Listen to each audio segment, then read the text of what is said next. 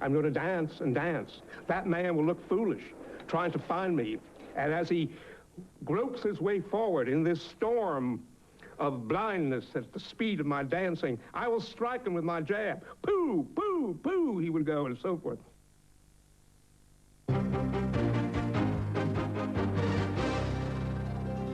Good evening, I'm Tony Jones with a special news update. We interrupt this program to bring you the first pictures of an extraordinary event in New York.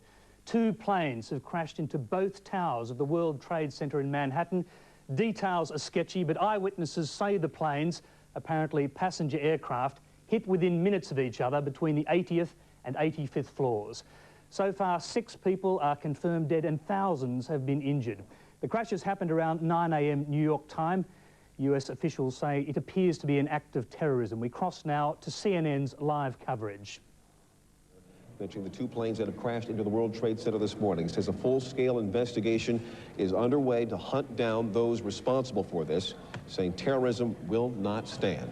And Leon, on the heels of the president's remarks, CNN has learned that at least one of the planes involved in this hit on the World Trade Center was an American Airlines 767, a Boeing aircraft that took off from Boston. What happened to that airplane as it took off from Boston and how it ended up at the World Trade Center, our details we'll have to fill in as we go. But let's go ahead and bring in our David Ensor. David, you were saying before we interrupted you for the president's remarks.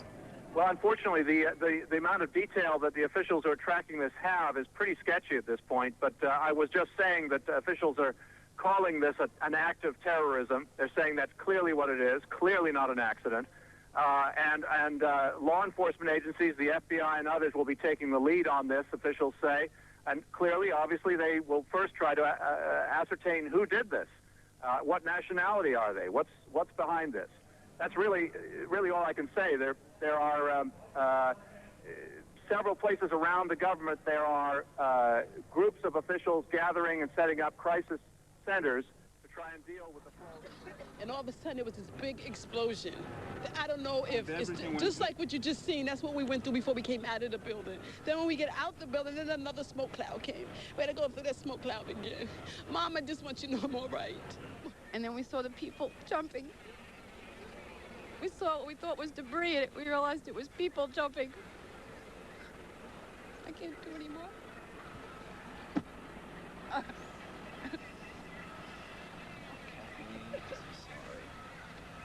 The second tower collapses. Oh my God, there it goes! Get out of here!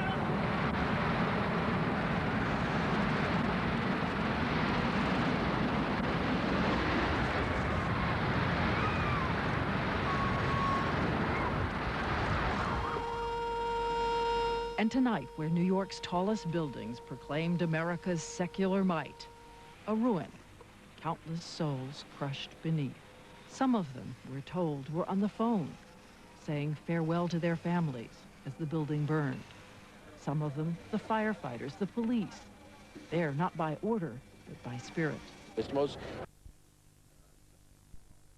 enforcement, but this is one of those crisis management as well as consequence management situation that they're going to have to be dealing with. You know, the first thing that calls to mind to many of us who have been here to cover these events was the World Trade Center bombing back in, was it 96 when that bombing occurred? Yes. And you were director of FEMA at that particular time. Since then, what, has there been a plan put in place for something like this, to recover from this, or to go through the exercises necessary to get people out and to recover from it? Well, they have a very good plan in place, and for even events, you know, not as this. I don't think I don't know if they put a plan in place for airline crashing into it, but I know they take every scenario they could think of and try to deal with a plan that will help them respond in the most effective way. And you know, we even practice airplanes flying into igloos, you know, and at some of the arsenals around the United States. So you try to practice for everything you can think of and hope for the best, and that you can be able to respond and hope none of this happens. But well, on that note, then, did you run any kinds of tests at all, or any kinds of, I don't know, theoretical tests or computer tests or anything on something like this? We didn't. I'm not sure if New York City did. I'm sure they did. But you know, you can't. you know, how can you stop something like this without having an anti-aircraft gun sitting on top of buildings, you know? Yeah. You just can't, you can prepare the best you can be, and that's all you can do. But I'm sure that they've got everything in place and they always do an excellent job up there in New York. Director James Lee Witt, former director of FEMA, we thank you very much for your time this morning. We're going to be talking with you later on. Darren. As we continue our coverage, our Aaron Brown in New York City joining us now. Aaron, we can see over your left shoulder there the building still smoldering of the World Trade Center. Well, it is a grotesque sight to look at from about 30 blocks away from where we are. For those of you just joining us, let's just briefly recap what we know. About an hour ago, about 8:45 Eastern Time, one plane crashed into the tower, the World Trade Center tower on the right, the first of those towers that you can see behind me. And then about a half hour later, a second plane crashed into the tower number 2. That's the one to the left, where the darker smoke is billowing out right now. We have reports, CNN has been told that one of the planes was an American Airlines 767 that had been hijacked from Boston.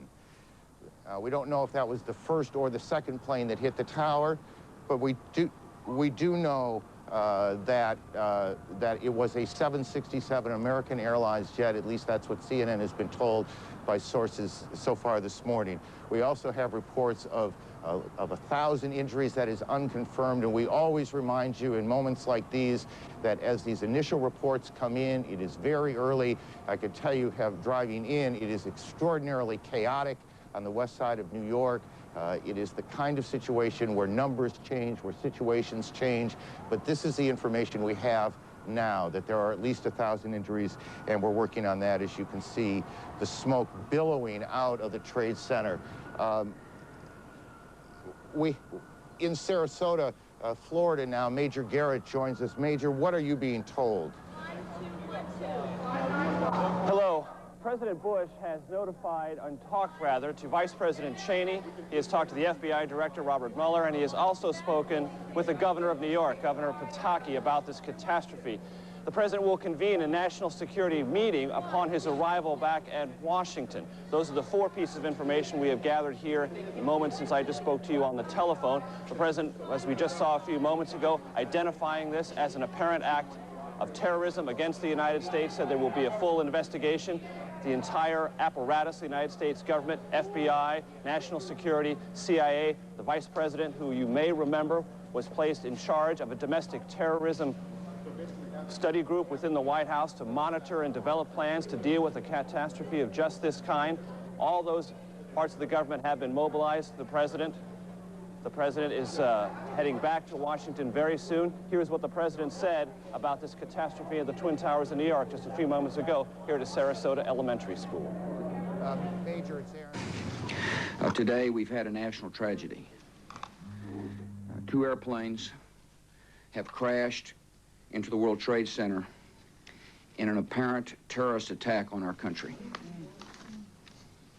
I have spoken to the Vice President, to the Governor of New York, to the Director of the FBI, and have ordered that the full resources of the federal government go to help the victims and their families, and to conduct a full-scale investigation to hunt down and to find those folks who committed this act. Terrorism against our nation will not stand. And now, if you join me in a moment of silence.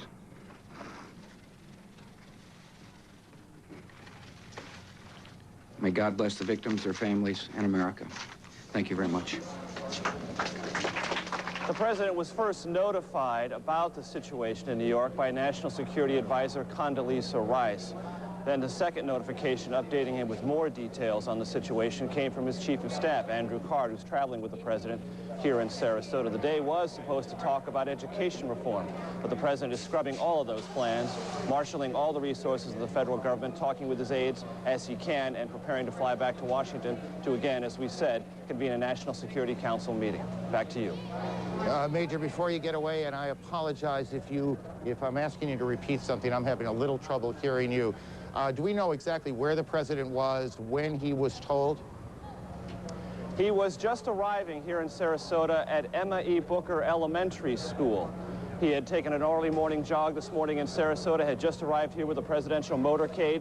Then the spectacular, horrific pictures began appearing on television sets here at the elementary school. The president received a telephone call from Condoleezza Rice, National Security Advisor. Then he received an update from his chief of staff, Andrew Card, traveling with him. Then it was made clear to the press, traveling with the president, he would make a statement. Shortly before that statement, he was actually sitting down with some children here at the elementary school, reading them a book. Reporters asked him if he knew about the situation with the Twin Towers. He nodded and said he would talk about it momentarily. In fact, he did. We just heard the president's statement declaring this an apparent act of terrorism. Yes, Aaron? Let me interrupt you here. Senator Ted Kennedy is speaking in Washington as, again, one of the planes was hijacked from Boston. Perhaps we can hear the senator now. This morning, we underline the point that it is postponed. We are not going to see the business of America deferred because of terrorism, whether it's in education or in any area of public policy. We're looking forward to hearing from the First Lady on a subject matter which is of central concern to all families in this country. And because of her experience and her leadership, this committee and the Congress and the American people would have benefited greatly from her comments. And we will look forward to an early reappearance. Senator Ted Kennedy in Washington. Chris Plant, a CNN producer, is at the Pentagon, where there is a significant fire. Chris, you're on the phone. Can you hear me okay? Yes, I can hear you just fine. Tell me what you know. Well, arriving at the Pentagon a short time ago, there was a huge plume of smoke which continues to rise from the west side of the Pentagon over in the area where there is a helicopter landing zone. It's along Route 27 if you're looking at maps of the area. The building is currently being evacuated, and police and emergency units are, of course, responding from all around the building. And from the local Arlington County Fire Department. The plume of smoke is enormous. It's a couple of 100 yards across. At its base, it is billowing into the sky, hundreds of yards. It's impossible for me to say from this side of the building whether the building itself is on fire or up in flames, or exactly what caused this. I did not hear an explosion, but there is certainly a very, very significant fire in this enormous office building on the west front. The building is being evacuated.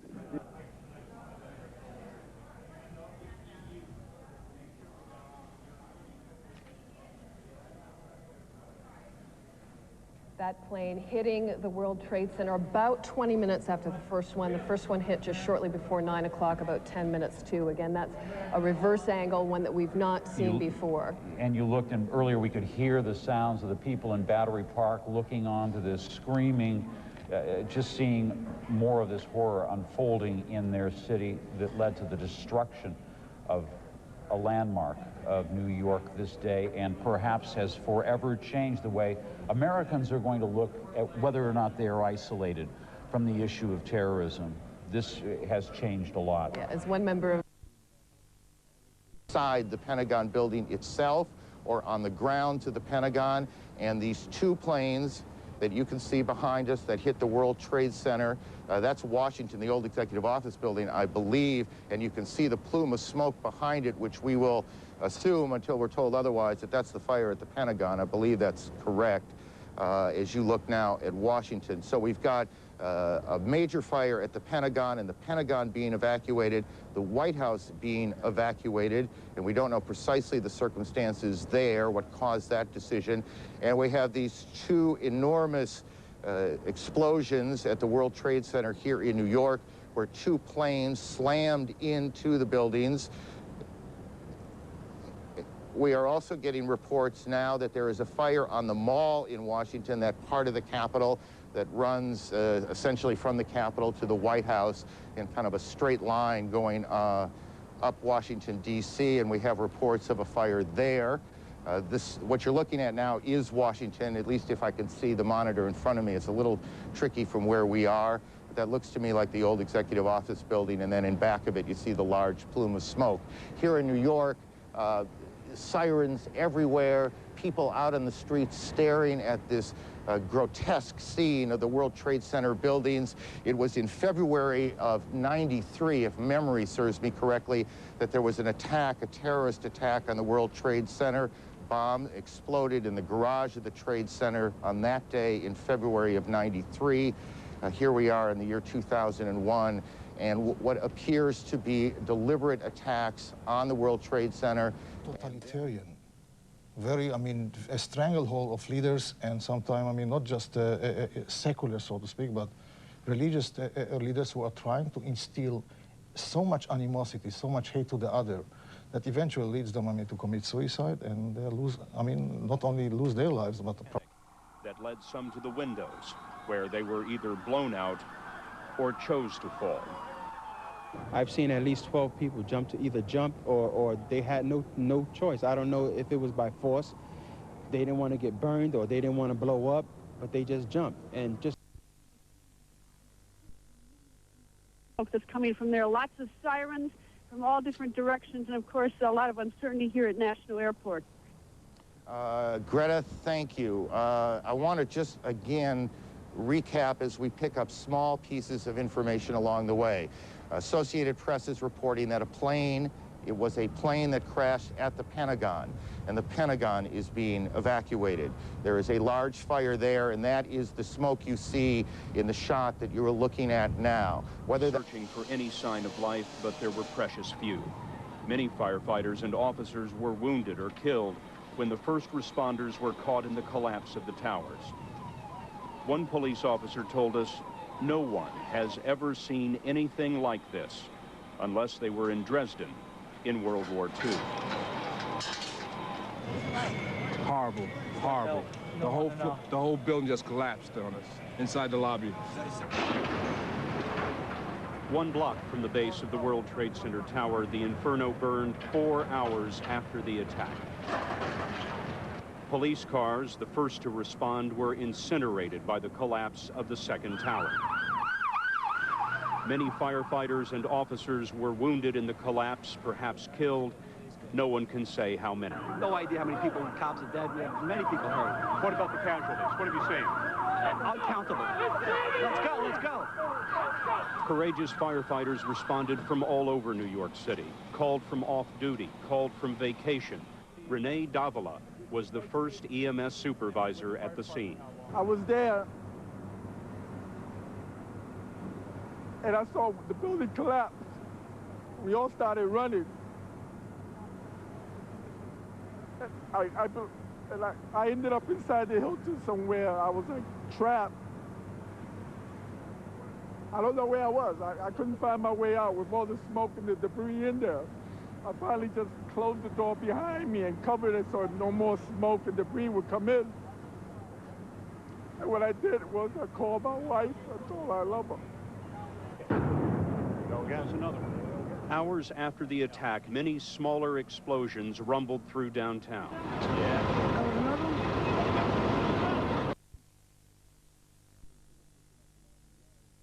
Trading at the New York Stock Exchange. The Stock Exchange, as many of you probably know, but some of you don't, is in that part of Lower Manhattan, not quite as far down as the Trade Center, but it is in that part of Lower Manhattan, and trading has been suspended there. Bridges and tunnels coming into New York have been closed. That will create a whole different set of problems. We are also being told that the FAA has suspended takeoffs and landings, and I want to make sure I get this right, guys, that in at all airports around the country, air travel in this country has come to a halt this morning, as clearly people in government, police forces, fire departments are trying to figure out what exactly is going on. There are several now incidents that look, for all that we can tell, to be a major terrorist attack here in the United States. So all airports all across the country are closed. This is what's left of the carefully organized files and lives that were the World Trade Center. Bits of paper blasted into the street, construction dust 1 inch or 2 inches deep everywhere you look. What's eerie about this place now, several hours after the initial disaster, is just how quiet it is. You don't hear any ambulances racing away from the World Trade Center anymore. I saw many injuries. Hundreds, thousands. My eyesight did not see hundreds and thousands. I know that my heart and my brain tells me they were hundreds. 60 Minutes, two planes slammed into the Pentagon, and yet a fourth plane crashed outside of Pittsburgh. These scenes played all over the world. In China, Outer Mongolia, everywhere in the world, these pictures eventually played. President Bush said in an address to the nation tonight, "Today our nation saw evil." The president said thousands of lives were, quote, "suddenly ended by evil, despicable acts of terror." Establishing the death toll could take weeks. The 4 airliners alone had 266 people at least, possibly as many as 285 aboard. There were no known survivors aboard those airliners. Officials put the number of dead and wounded at the Pentagon at about 100 or more. That's a quote from officials at the Pentagon, with some firefighter reports suggesting that the death toll at the Pentagon could raise to 800. These pictures are from this morning at the World Trade Center. A union official in New York said he feared 300 firefighters who first reached the scene may have died in rescue efforts at the Trade Center. And the head of the fire department in New York City said later that some 300 firefighters were missing, and that the hope was that eventually many of those would be found. But we do know that there are heavy... A plane crashed into the foremost of those towers that are the World Trade Center. That's Air Force One you see in Florida, the president on board. Obviously extraordinary security around the plane before the president got on, and the president is heading back to Washington. A short time ago, the president made a statement. He said, "Terrorism against our nation will not stand. The government will hunt down those responsible." Mr. Bush said today, "We've had a national tragedy. 2 planes have crashed into the World Trade Center in an apparent terrorist attack on the country." And we also have a report now that it was a plane that crashed into the Pentagon, and we have a large fire at the Pentagon. The Pentagon is being evacuated as we speak now. The White House has been evacuated as well. CNN's John King joins us on the phone. John. Aaron, I'm standing in Lafayette Park directly across from the White House, perhaps about 200 yards from the White House residence itself. The Secret Service has pushed most people all the way back to the other side of the park, trying to avoid having that done to me at the moment. Just moments ago, they started slowly evacuating the White House about 30 minutes ago, and then in the last 5 minutes, people have come running out of the White House and the old Executive Office building, which is the office building right directly across from the White House. About 10 minutes ago, there was a white jet circling overhead. Now, you generally don't see planes in the area over the White House. That is restricted airspace. No reason to believe that this jet was there for any nefarious purposes, but the Secret Service was very concerned, pointing up at the jet in the sky. It is out of sight now, best we can tell, but they've evacuated the entire White House staff and the old Executive Office, as well as some townhouses that are government offices. Many of our viewers might know Blair House, where other international leaders stay when they are in Washington. That block of townhouses has been evacuated as well, and they are pushing us now back toward H Street, which is the next main street to the north from Pennsylvania Avenue across from the White House. John, hang on one second. We're also getting reports at the Capitol, the Treasury building also being evacuated. John, is this evacuation from the White House, was it orderly? Did it seem panicky? How would you characterize it? It started off as orderly, much like we get when there are occasional bomb scares near the White House. But then, again, in the last 10 minutes or so, the people who came out the last several hundred I saw leaving the grounds were told and ordered by the Secret Service to run. They were running through the gates. These are, of course, professionals in business suits. I'm also told that prior to that, and we don't know the current situation, that the Vice President and other administration officials on the scene were meeting in the White House Situation Room, which is in the basement of the White House. Whether they have stayed on the complex or not is unknown to us at this moment. I spoke to an administration official shortly after the President delivered his statement, who said obviously the operating assumption here is terrorism.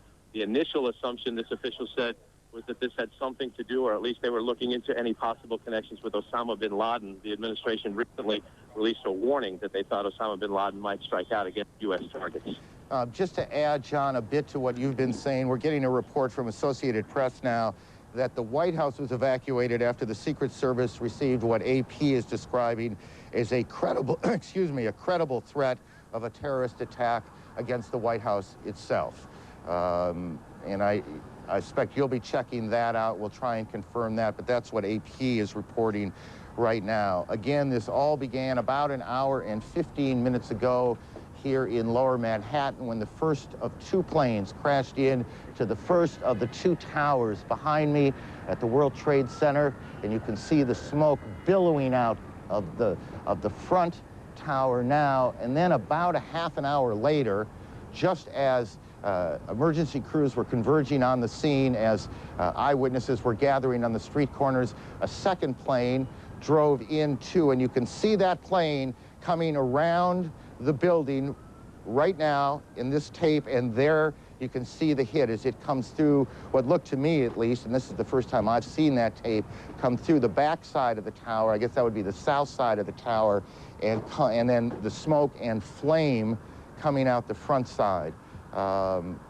Again, that was about a half hour after the first attack, which was at about 8:45.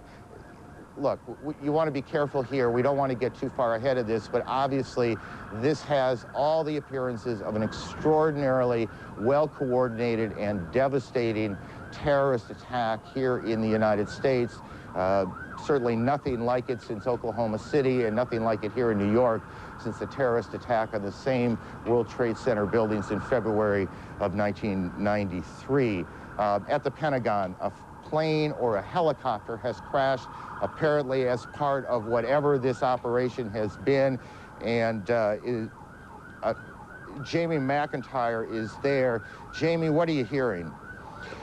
Well, Aaron, there is a lot of confusion here at the Pentagon. It appears that something hit the Pentagon on the outside of the 5th corridor, on the Army corridor. Several Army officers I talked to reported hearing a big explosion, seeing shards of metal coming past their window. The Pentagon has been evacuated.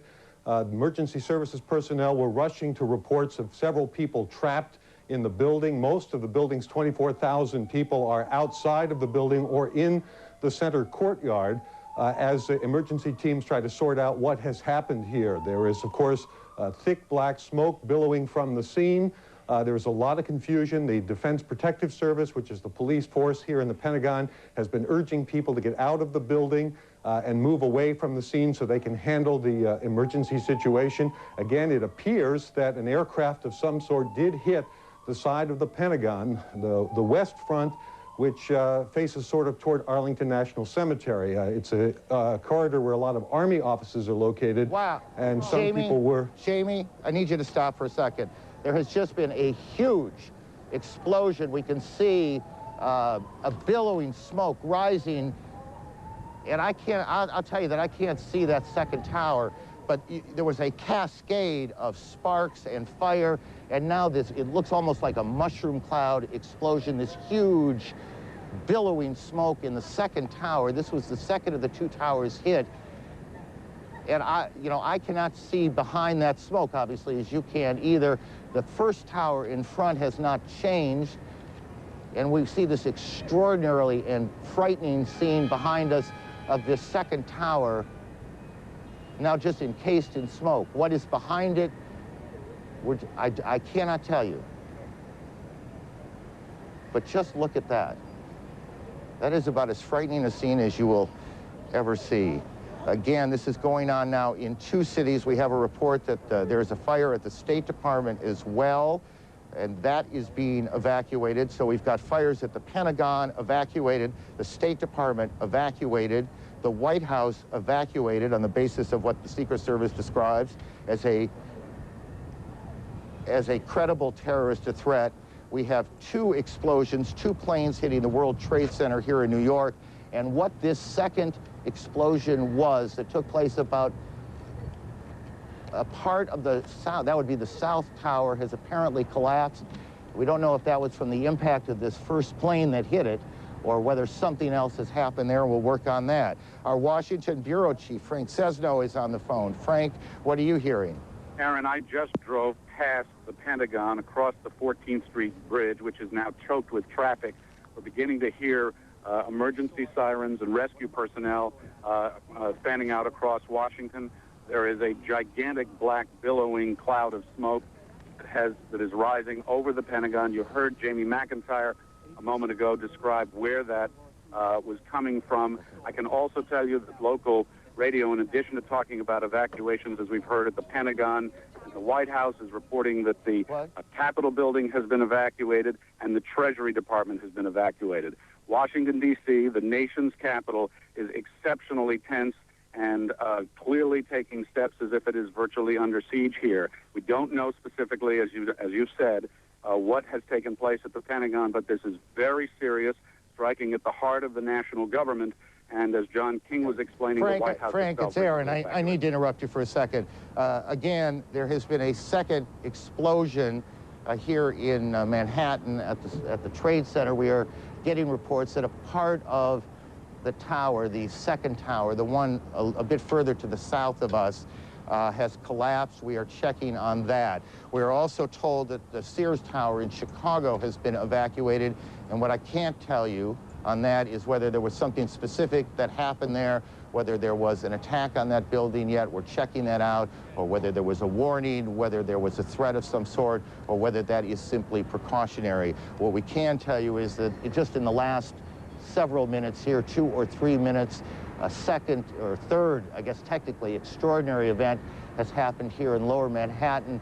You can see this extraordinary plume of smoke that is, or was at least, the second tower of the World Trade Center.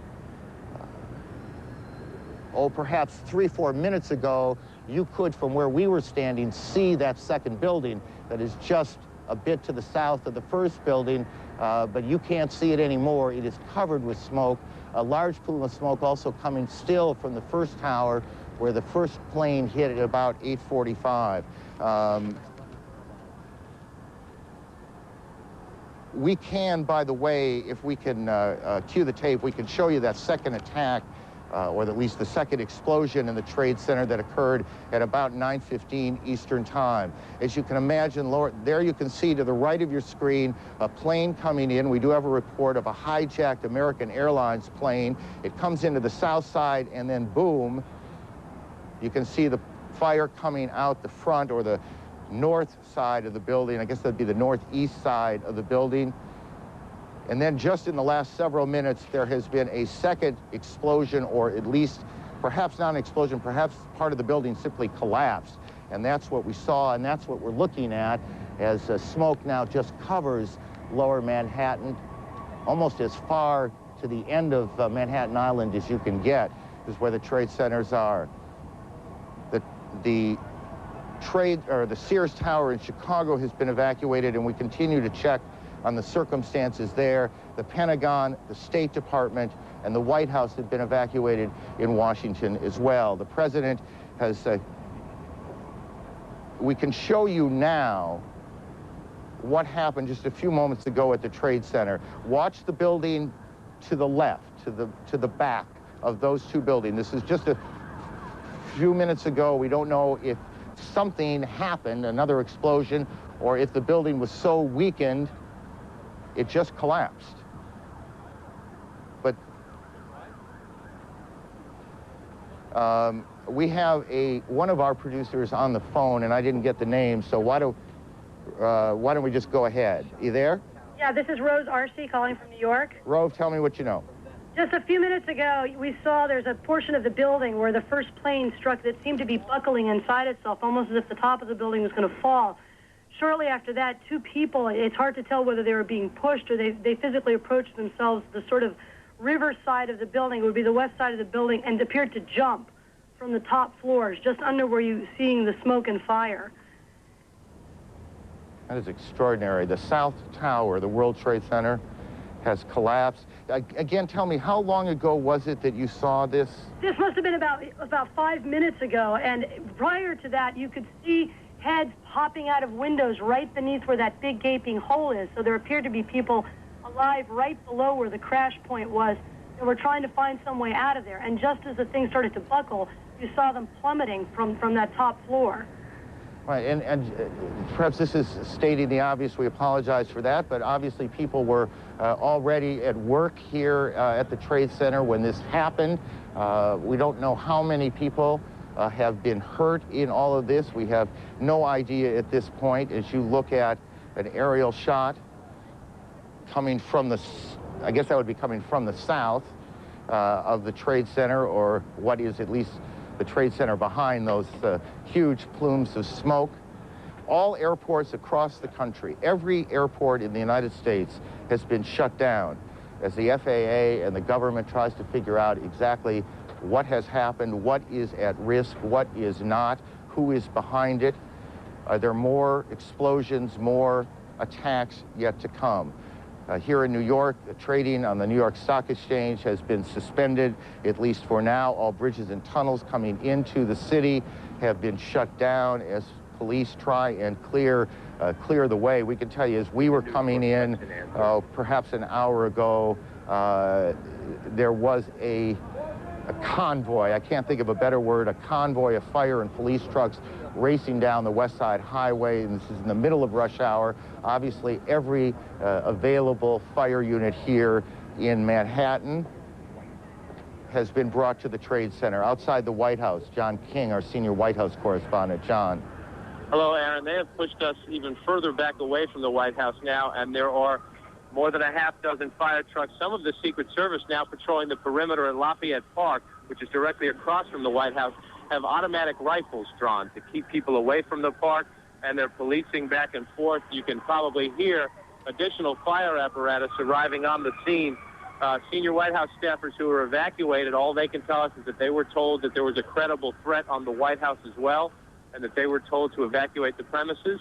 What we do not know is whether or not the Vice President and the National Security Team have stayed inside the White House Situation Room. We know that they were directing and monitoring operations from there as of just about 20 minutes ago.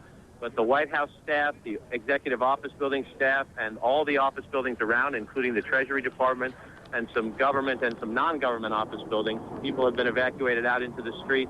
And again, the Secret Service now putting up yellow police line tape, and some of them patrolling Lafayette Park with automatic rifles, which is a scene quite extraordinary here across from the White House. John, tell us as best you can what the government's national security apparatus will do right now. I mean, what do you guess is happening, and where is it happening? Well, I don't want to guess at all, but from the White House Situation Room, a president or a vice president can direct a war, can direct a full-scale world war. The White House Situation Room is where all information, it is accessible to all information from the United States military, from the Federal Emergency Management Agency, from the Federal Aviation Administration in this case. The White House Situation Room is prepared just for situations like this, unfortunately, to be prepared in a time of crisis for the president to monitor incoming information and to direct any U.S. military or non-military emergency response. The White House Situation Room is a bomb shelter, for that matter. That part of the White House is a bomb shelter. Whether or not they have stayed in there is unclear. We know in the past that would be the routine. We just do not have a direct answer as yet, because most of the staff, if not all of the staff, has been evacuated from the premises. So I gather you're just you're not able to get any calls into the building right now, or at least not getting them answered at this point. Calls you get into the building are not answered at this point. And more fire apparatus showing up now as we speak. We saw most of the senior staff come out. We have not seen the national security staff that we would recognize anyway, but I should note there are other gates from the White House. We are on the north side, and this is John, you're being drowned out by the sirens. Alan Dodd-Frank of our bureau here in New York joins us on the phone. Alan, where are you? Hi, Aaron. Our colleague Jennifer Westhoven also just arrived. She was closer to the building. I'm just south of Canal Street, about 10 blocks north of World Trade Center. And just before 10 o'clock, parts of the building began peeling away. People started screaming. Jennifer tells me, because she was a little closer to the building, that the police began yelling, "Run, run." And thousands of people started running away from the buildings as they were falling. That was, of course, followed by a onrush of ambulances and special police vehicles. Some people have told us, although I can't confirm this, that dozens of stories of the building have fallen away, maybe down as low as the 30th floor. Let's get him Mike. And again, just because we lost a little bit at the beginning, where are you physically now? This is I'm the just south tape. of the Holland Tunnel in downtown Manhattan, perhaps 10 to 15 blocks north of the World Trade Center. Got it. And the pictures that our viewers are looking at, this was that collapse of the South Tower just a few minutes ago here in New York. Yes, and moments after that, people began running toward us. Jennifer Westover, who normally is at the stock exchange, was only about 5 blocks away, and she saw the same thing. Alan, thank you. Let me go to one of New York's deputy mayors, Randy. Former deputy mayor. What are you hearing, Randy? I only know what I have seen on television. I've tried to talk to some friends. Hand me the, here we go. Hand me the microphone. There we go. I only know what I've heard on television. I've tried to speak to some friends. Obviously, phone lines, communication is difficult. You know, nothing prepares you in life for a senseless tragedy like this one, but there is no city better prepared to deal with such emergency situations than New York City. Tell me, based on the plan, what is happening 30 blocks away? Sure. Mayor Giuliani established early on an Office of Emergency Management to coordinate all the government agencies involved. So you have coordinated leadership of police, fire, health, all the city agencies responding to that emergency. They've planned for this kind of event. Unfortunately, this is not a unique occurrence in the life of New York City or our country. Tragedies like this have have happened. It may not be a unique occurrence, but it is a very rare and extraordinary one. It is extraordinary, right. And therefore, in New York City, we have coordinated response, and they're responding now and providing every help that they can under these extraordinary circumstances. Hang on one second. We have a report now of an explosion on Capitol Hill, and we are checking that out. We have a report of a plane crashing at the Pentagon being evacuated, fire on the mall in Washington, the State Department evacuated, and we have all flights shut down across. What I'm trying to say is that the United States should learn the lesson out of this. Surely, those who did this horrific act of terror, you know, they feel so much hatred towards the United States. There are reasons behind it. Now, and we all know that there are people around the world who hate the United States and hate it for good reasons. And I do hope that the United States will learn a lesson out of this and put an end to its hypocrisy and double standard and implement the same set of principles on all countries, including Israel. But Mr. Kazak, are you saying by that, I mean, a lot of the world watching on to these horrific attacks in New York today would say, yes, America perhaps should learn. But of course, they're going to retaliate and retaliate very strongly. Are you saying they shouldn't? Well, I think, you know, they should do exactly what they did towards McVeigh.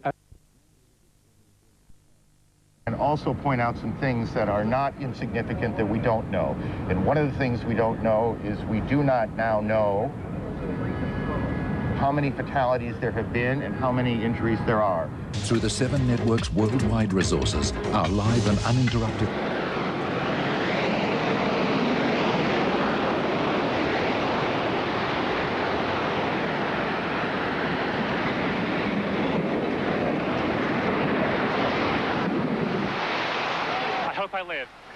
I hope I live. It's coming down on me.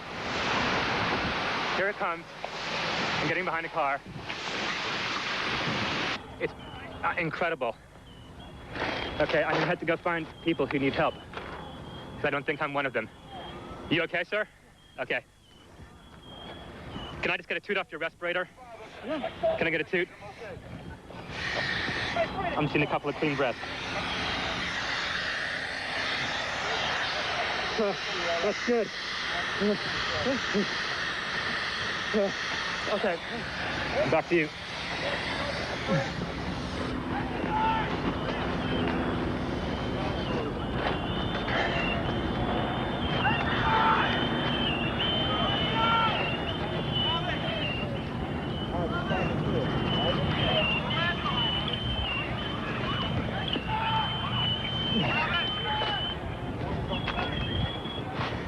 This is the car I hid behind. It saved my life.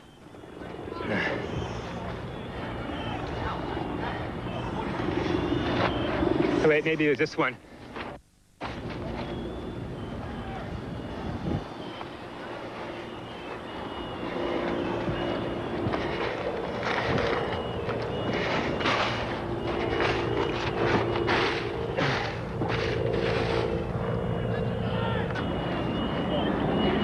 There's all these noises. I don't know what it is. They say someone needs help. Yeah, Mike! Mike! Mike, come over here! Yeah! Anybody need a doctor? Where are you? Don't have oxygen.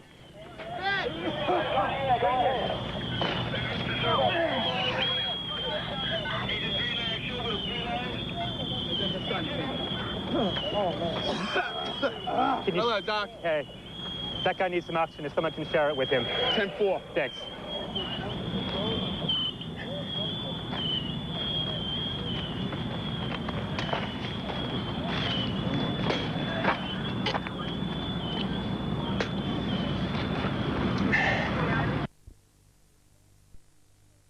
Here in Washington, it could be that may have been something that happened at the Pentagon. We're not very clear on that. But we did hear a sound. We heard something that sounded like a loud boom about 5 minutes. And Kate, you are again how far away from the Capitol building itself? I'm standing on Pennsylvania Avenue, which is the main artery in Washington, D.C., and I'm about 2 blocks away from the Capitol. I did just see a spokesperson, by the way, for the Speaker of the House, Mr. Hastert, Dennis Hastert, who tells me that Mr. Hastert and other leaders have been evacuated into what he called a secure location. It's not clear where exactly they are, but they've been put somewhere secure. And because we can't see it at this point, just give me a sense of what it looks like there. Are there many, many people on the street? The sidewalks, people are calm. I think most people don't really know what's going on. Most people haven't been watching the news. But the sidewalks are definitely full of people where, normally at this time of the morning there wouldn't be that many people out here. And as I say, I've been passed by numerous members of Congress and senators and staff, who I know well, who have been coming past me asking me what's going on. Kate, why don't you hang around here and continue to report on that. Let me just, again, for those viewers who are joining us at about 20 minutes past 10 o'clock Eastern Daylight Time, let me just briefly recap. Attacks on 2 American cities, New York and the Capitol in Washington.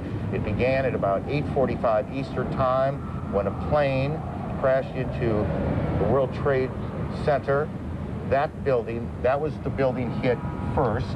And then about a half an hour later, a second plane, and I'm not sure if we have the tape available. If we do, we'll show it to you. You can see the second plane coming in from the right side of your screen, going into the tower itself. This is an extraordinary and troubling piece of tape. The Justice Department is now being evacuated. The second attack on the Trade Center occurred about a half an hour or so after the first one. We have a report, CNN has been told, that an American Airlines 767 jet was hijacked out of Boston today. We don't know which of those 2 planes hit the tower the second time. You guys going in? Yeah. Come with you.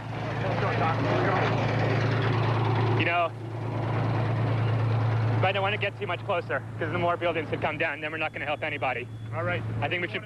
Yeah. Where's the incident come out? Let's just. Yeah. Okay. Let's just wait right here. Let's just station up right here. Okay. All right. Doc. Why don't we set up? Can you hang IVs from this pole here? Okay. Okay. Where'd you get close there, buddy? Yeah. We just heard another explosion. They're handing out gloves and masks. The consensus is it's too unsafe to go in there. Just going to wait here until they bring some people out.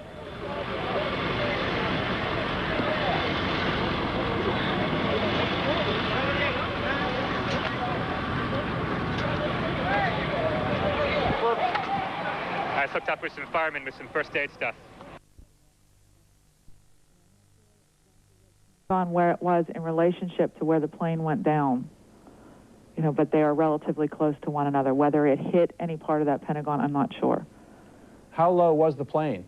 When it was coming down? Yeah. It was coming down on less than a 45-degree angle and coming down toward the side of the 395. And when it came down, it just missed the 395 and went down below it, and then you saw the boom, the fire come up from it. Were you able to see what kind of plane or what airline it belonged to? No, I did not see what kind of an airline. I just assumed because we were so close to the airport, it was coming into land. But it seemed awfully low to you. Yes, and fast. How big was the fireball? I'm spatially challenged at times, and it was pretty big. What did you think was happening? I know that hit the ground and exploded. Were you frightened yourself? Yes. Yes, everybody stopped the cars, and we all got out of it and so forth. Right, well, thank you very much. Thank you. Appreciate your talking to us. Aaron, back to you. David, thank you. CNN's David Ensor in Washington. CNN's Brian Palmer joins us on the phone from here in Manhattan. Brian, why don't you begin by telling me where you are? We are in front of the criminal courthouse after being pushed north slightly. We watched one of the towers of the World Trade Center disappear from the skyline. It basically folded into itself in a plume of gray smoke. A crowd of thousands of people dashed up Broadway, followed by emergency services personnel. That's all we know now. We're watching the plume of smoke and debris just sort of waft across lower Manhattan, and people are lining up at this payphone behind me trying to find out whether their relatives are safe. Let me just briefly go to Randy. Randy, just look out there and tell me what you're thinking when you see what now appears that at least part of one of the landmark buildings in this city, one of the most recognizable buildings in the country, is gone. It's the kind of moment you hope will never come. When you have been in government, when you care as much about this city and this country as a mayor like Rudy Giuliani does, it's a moment you pray will never come, and you pray for the families of anyone affected by this tragedy. But as a city, you know, we come together, and our emergency services provide every support they can in the face of such a senseless tragedy. It is an unbelievable scene as Incredible. You look down. I mean, we stand here at some point every day looking out at this city this time of year. It's extraordinarily pretty, and you see those two buildings high above lower Manhattan, and you look out there today and you see this gaping hole in one of them, these plumes of smoke that continue to pour from the scene, and you know that there's nothing behind. That second tower, or at least parts of it, are gone. We join now one of our affiliates, WNYW, and their coverage here in New York.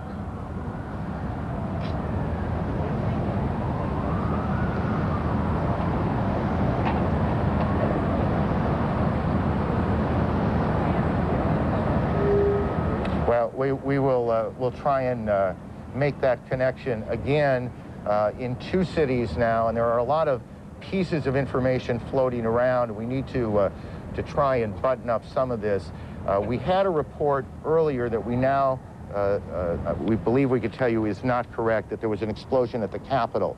There was none, as we now believe. There was no explosion at the Capitol. Air travel routed to Canada has been international flights going into the United States or into Canada, guys.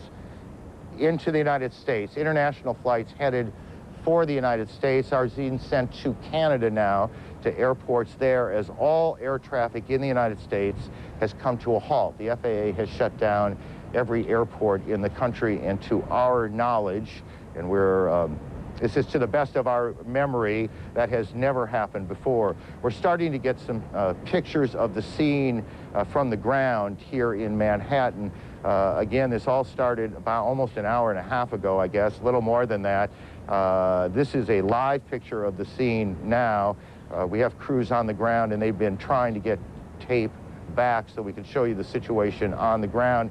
As you can imagine, literally, thousands of police, fire, rescue officials have converged on the scene. There are, and we don't know how many, injured to be tended to be taken to hospitals, and we continue to check hospitals to find out how many, the extent of injuries. We do not yet know how many fatalities. I've never heard of that album before either, but there is the scene. This is tape now from WABC here in New York. Their crews shot this picture. As you see, fire trucks and firefighters, rescue personnel at the Trade Center about 30 blocks from where we are right now. And you can see these huge columns of smoke coming off of the front tower and then a bit from the back.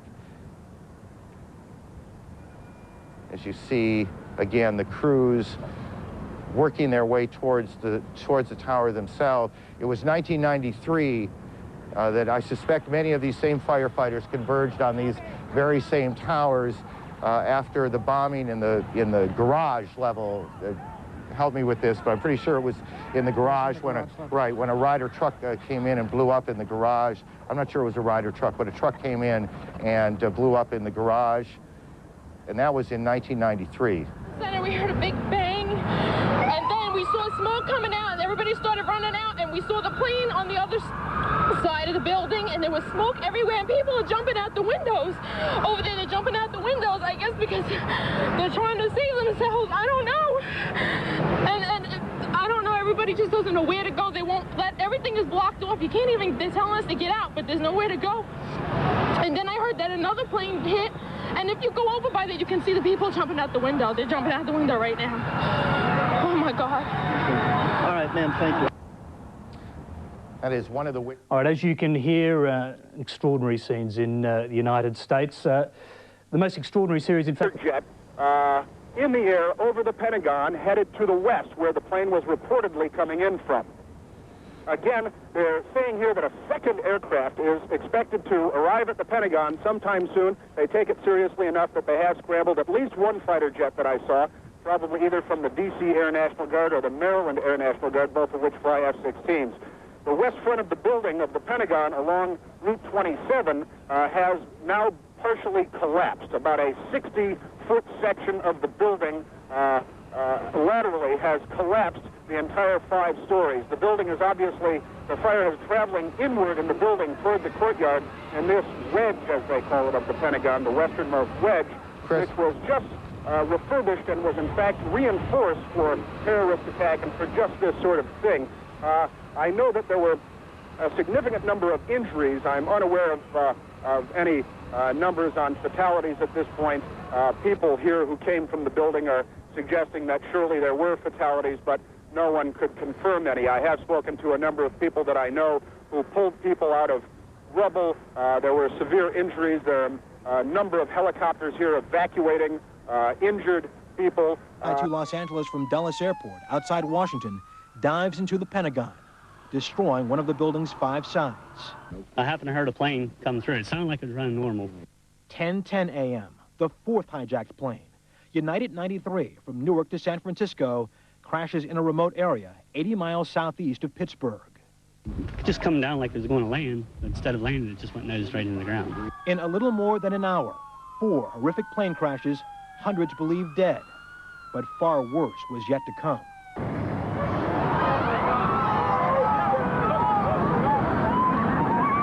At 10:05 a.m., the South Tower of the World Trade Center, possibly weakened beyond hope by the plane's impact, collapses. People can be seen jumping from the high floors. The building came just rumbling down. It was like a war zone. 10:28 a.m., and the North Tower, choked with smoke and flames from its upper floors, disintegrates.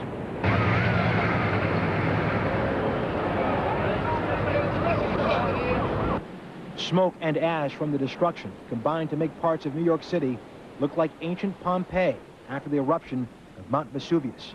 Rescue firemen were coated with thick white dust. This is terrible. We lost tons of...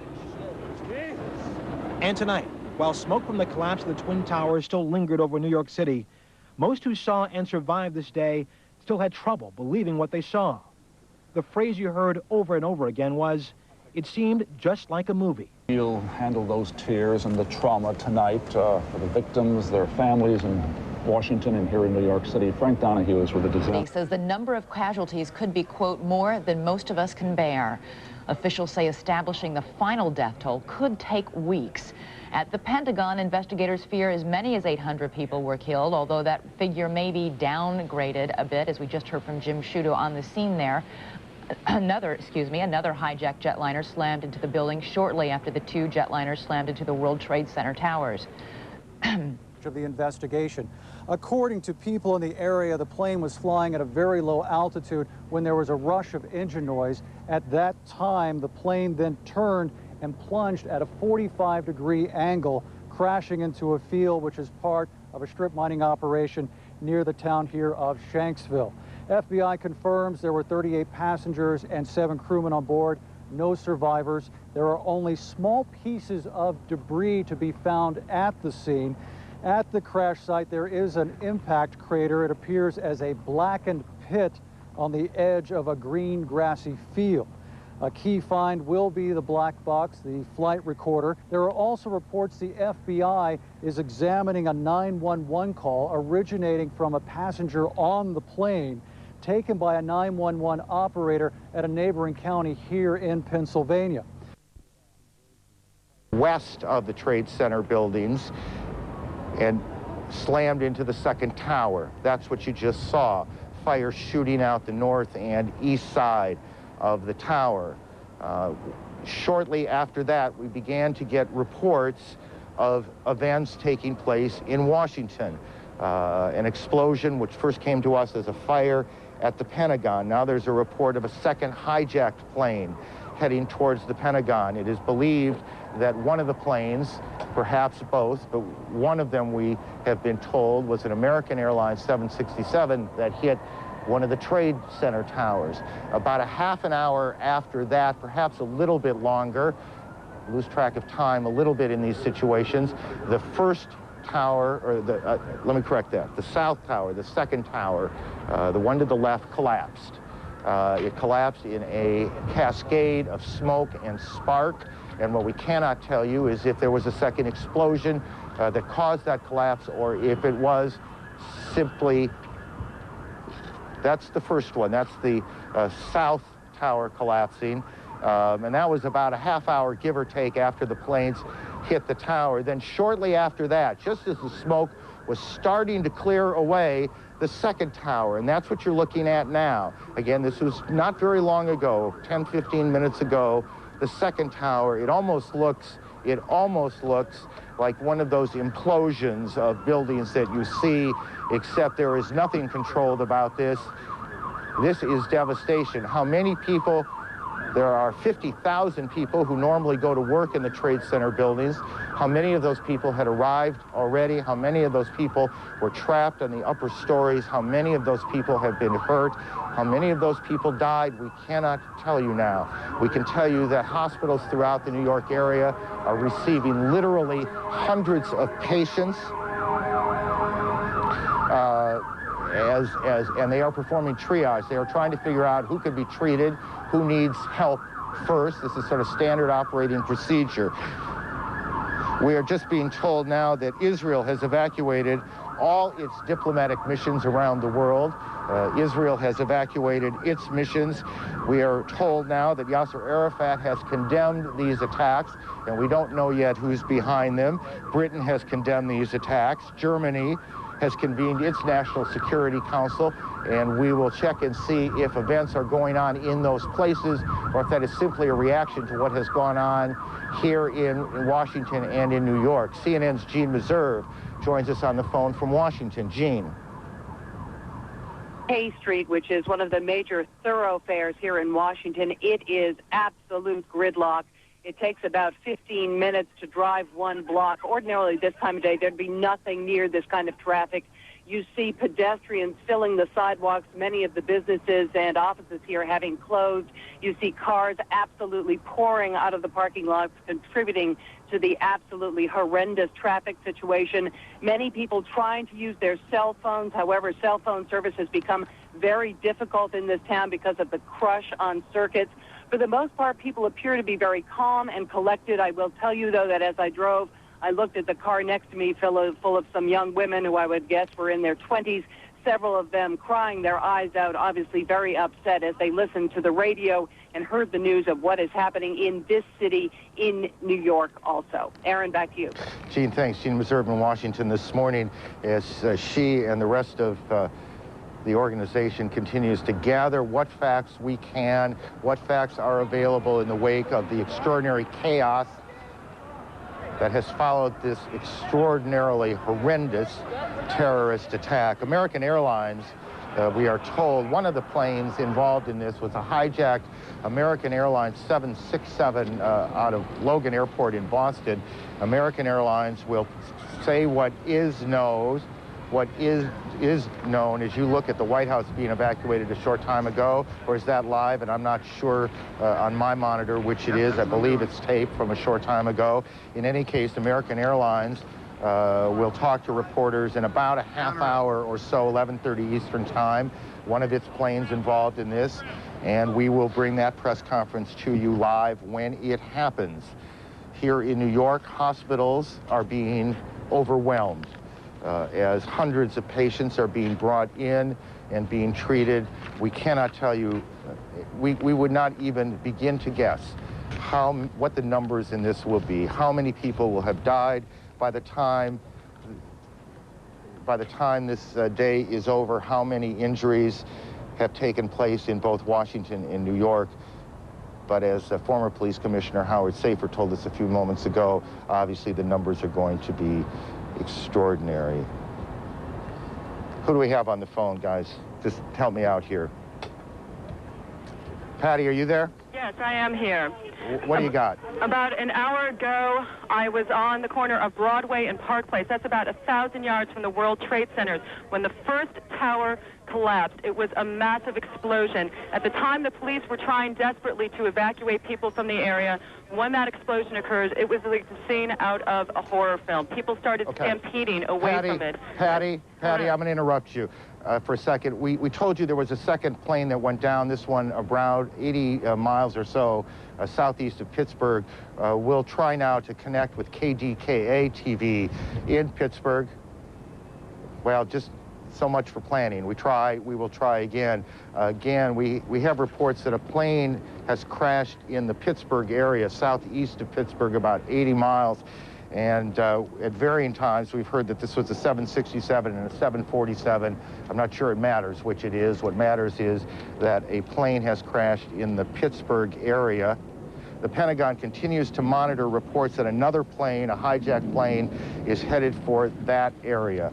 All flights have been canceled around the country. International flights heading towards the United States are being diverted into Canada this morning. Patty, let me go back to you as we look at some tape from the ground. Patty, why don't you go ahead and continue? Okay, Aaron, I'm in the main building of Pace University, which is inside the fallout zone of all the debris from the two building collapses. At the time of the first building collapse, I was at Broadway and Park Place. There was a huge cloud of smoke. It overcame the crowd. People were stampeding.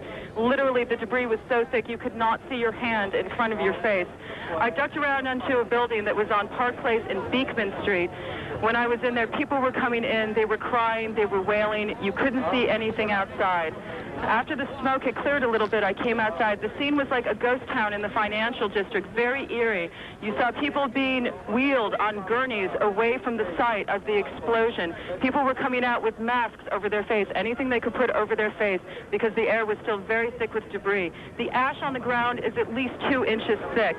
It's more like snow cover, a very eerie snow cover blanketing downtown Manhattan right now. Now, at the time, I was back on the corner again of Broadway and Park Place. At that time, the police started running toward us, telling everybody to move who was left on the street. I looked up, and that's when I heard the, pardon me, that's when I heard the explosion. That's when the second tower came down. Again, whoever was left on the street started stampeding. I'm in the office. Right now, I'm in the main building of Pace University. People are crying. They have gas masks on their face. Authorities are making people go toward the basement. They're just doing anything that they can to move people away from the financial district. But again, it is a very horrifying scene down here, very eerie, like a ghost town. Patty, let me interrupt you. Mayor Giuliani is on the telephone, is part of New York One's coverage. We join our affiliate for that. Mayor Giuliani, since we have New Yorkers listening, and obviously their thoughts are with the people who are down there. Urge them to remain calm, to remain at home, or to remain at their place of business, unless they're in Lower Manhattan. By that I mean south of Canal Street. If you're south of Canal Street, get out, walk, and walk slowly, carefully. There are plenty of police around, but just walk directly. If you can't figure out what else to do, just walk directly north. That'll get you out of the dangerous smoke area. It'll also do us a big favor. It'll open up those streets because we're going to be moving a large number of ambulances and emergency personnel in and out of there all day. I've talked to the governor. He is putting the National Guard on alert so that they can relieve our police officers and our firefighters later this afternoon. And we've asked the federal government for help from the urban search and rescue team. So right now, we're using all of our police and firefighters and emergency personnel to help the people down there. Later on, we're probably going to need reinforcements. Mayor Giuliani, I realize that it must be more than a chaotic situation, particularly since the bunker has been compromised and cordoned off. But can you give us any sense? There are so many people watching now who must have loved ones down in that area and are concerned of the systematic... My heart goes out to them. I've never seen anything like this. I was there from shortly after it happened and saw people jumping out of the World Trade Center. It's a horrible, horrible situation. And all that I can tell them is that every resource that we have is attempting to rescue as many people as possible. And the end result is going to be some horrendous number of lives lost. I don't think we know yet. But right now, we have to just focus on saving as many people as possible. Can you give us a sense of if there is, in fact, some system being implemented, what that system is, and where people are being taken? People are triaging. People are being taken to every area hospital possible, even virtually within minutes. I drove down right past St. Vincent's Hospital, and I could see them actually on the street ready to take people, and that was within minutes of the first airplane hitting the World Trade Center. So the hospitals are ready. We'll be moving them to all different area hospitals, triaging them. The main thing is having those streets open so that we can get people in and out of the southern part of Manhattan as quickly as possible so that we can move them, to hospitals all over the city. And Mayor Giuliani, we'll let you... That system is in place. They're doing it. We just need the cooperation of people in getting out of there. We'll let you get back to the operations there, and we do appreciate you taking the time for us here. But once again, the only thing to do now is to remain calm and try to assist in the rescue effort. Thank you. Now let's pray. That's New York's Mayor Rudy Giuliani talking to a CNN affiliate New York One here, saying that clearly there's going to be tremendous number of lives lost on these attacks here in New York, urging people to stay calm and to leave the area calmly. The area is in the southern part of Manhattan, way down on the tip of Manhattan Island.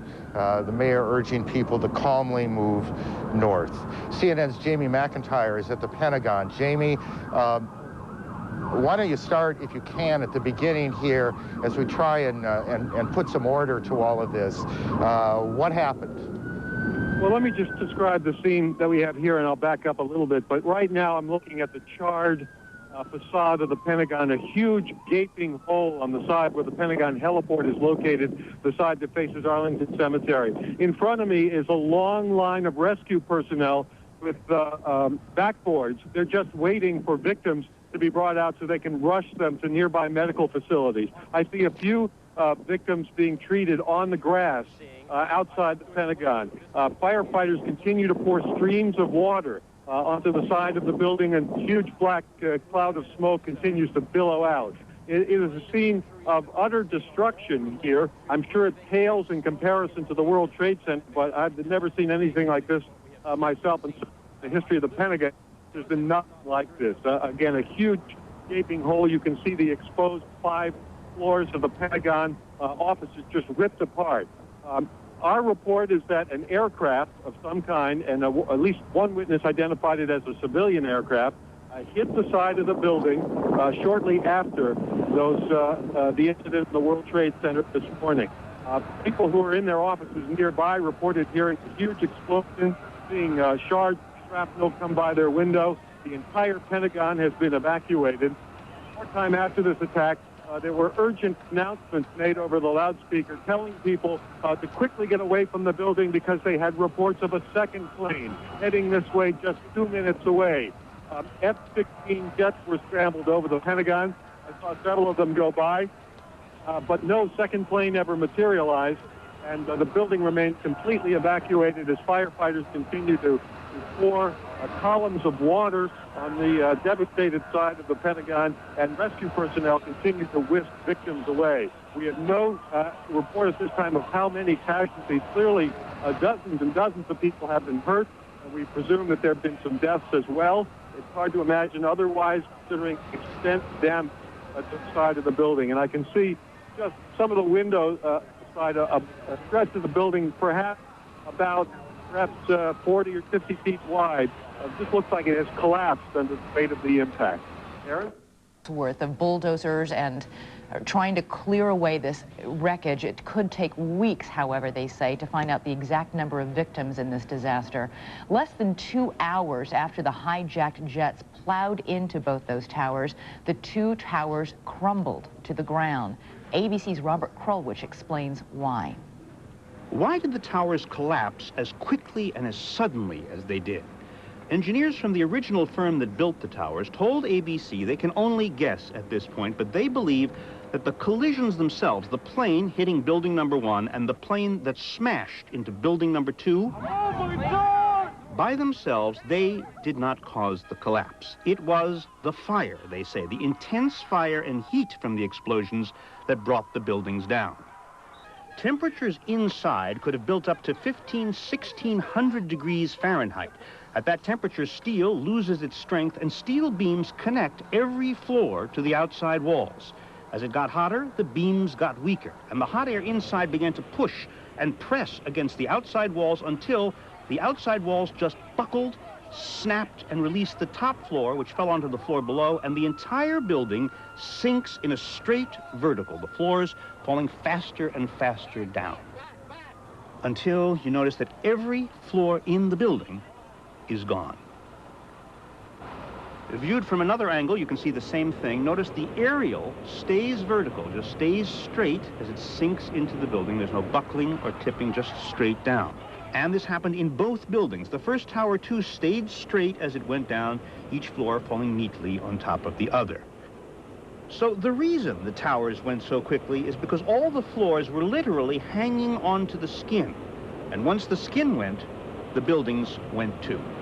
Robert Krulwich, ABC News.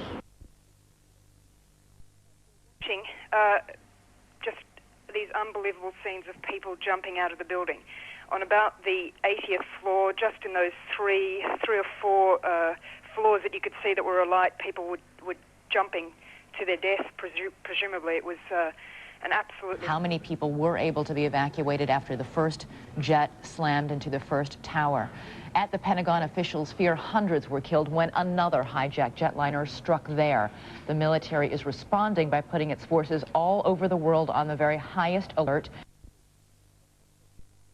Trade Center. Prue, we can assume you were on your way to work. We can assume that many thousands of people probably were in these 2 buildings, which now have both collapsed. Yeah. I mean, I would imagine there were thousands, and in the buildings around as well, because they would have, I would think, would have been underneath the towers as they collapsed. I mean, who knows how many got out? I had heard reports that it was quite orderly after the first crash, when the plane crashed, then the second plane crashed, and people, it got kind of out of control, and people were running outside. Also dust from some of the demolition workers. They're trying to get some of the debris cleared away. So they've got that difficulty. They've also got the difficulty of the fact that the trade towers seem to have completely disintegrated, virtually completely disintegrated as they fell down upon themselves. There's almost nothing left of any of the floors. So they have a great density of wreckage as well. All right, Bill Blakemore, thank you so much for that update down at Ground Zero. Through the night with the light from above, from the mountains to the prairies, to the ocean, wide we go. God bless America, my home, sweet home. God bless America, my home, sweet home. every day. We have no idea how many people were actually in the towers at the time of those two explosions that you're looking at right now. Officials say determining a final death toll could in fact take weeks. Again, at the Pentagon, still recapping, officials fear hundreds were killed when another... And the Pentagon will be open for business. We now have new close-up pictures of the damage done by that plane, and Defense Secretary Rumsfeld had a grim warning that casualties will be high. People have been lifted out and taken away in ambulances, and the numbers will be calculated, and it will not be a few. The first attack ever on the Pentagon occurred at 9:38 a.m. Eastern Time. Clip, this ball over here hit another ball and slammed right into the building. Huge explosion, and then utter pandemonium, as you might imagine. I mean, everybody was screaming, "Oh my God!" A hijacked American Airlines jet, which had just taken off from Dulles Airport, flew right up the main highway leading north into Washington and straight into the citadel of American military power. There was no doubt about it. It was American Airlines slammed right into the building, and there was no doubt about it. Whoever was piloting that plane was aiming for the Pentagon. Fearful that, like the World Trade Center, a second airliner was on its way, most of the building's 23,000 workers fled. Plane's coming in. Come on. Let's go. Come on. We're not playing around here. Let's go. F-16 fighters circled overhead looking for a second attack, but the damage had already been done. The plane had drilled a hole about a third of the way through the world's largest office building. The wounded were rushed to nearby hospitals as the fire spread and an entire section of the building collapsed, trapping many, many more inside. Arlington search and rescue personnel are just now, and it's about almost 2 o'clock, just now gaining access to portions of the building where the plane hit because the fires were too intense. One ray of hope. The Pentagon is undergoing a major renovation, and some of the offices in the path of the plane were vacant. States has been evacuated from its headquarters in Langley, Virginia. There are some key personnel still in the headquarters, but the operations center has been moved elsewhere. U.S. officials saying they don't want to talk about where exactly the headquarters staff and operations staff has been moved to. But that staff is focusing now on trying to find any shred of information that could help the U.S. government figure out who is doing this and how to put a stop to it. Aaron? David, you tell me if I'm right or wrong here. As a practical matter, there are not a whole lot of groups that the United States government knows about that are sophisticated enough, have the kind of money, the resources to pull off something like this. Fair enough? That's absolutely true. And obviously, despite the denial, attention will quickly turn to the bin Laden group because it has long tentacles. It has connections with all sorts of other groups. We saw at the Millennium a group of Algerians apparently involved in trying to arrange bombings in the United States, and now there is evidence being produced in court sessions that those Algerians were working for the bin Laden group. So that group certainly will come under immediate suspicion. There are very few others that could have pulled this off. U.S. military bases and embassies are at the highest state of alert. That was David Martin from CBS. Angle of the second plane hitting the tower. Let's look. That's just a frightening shot.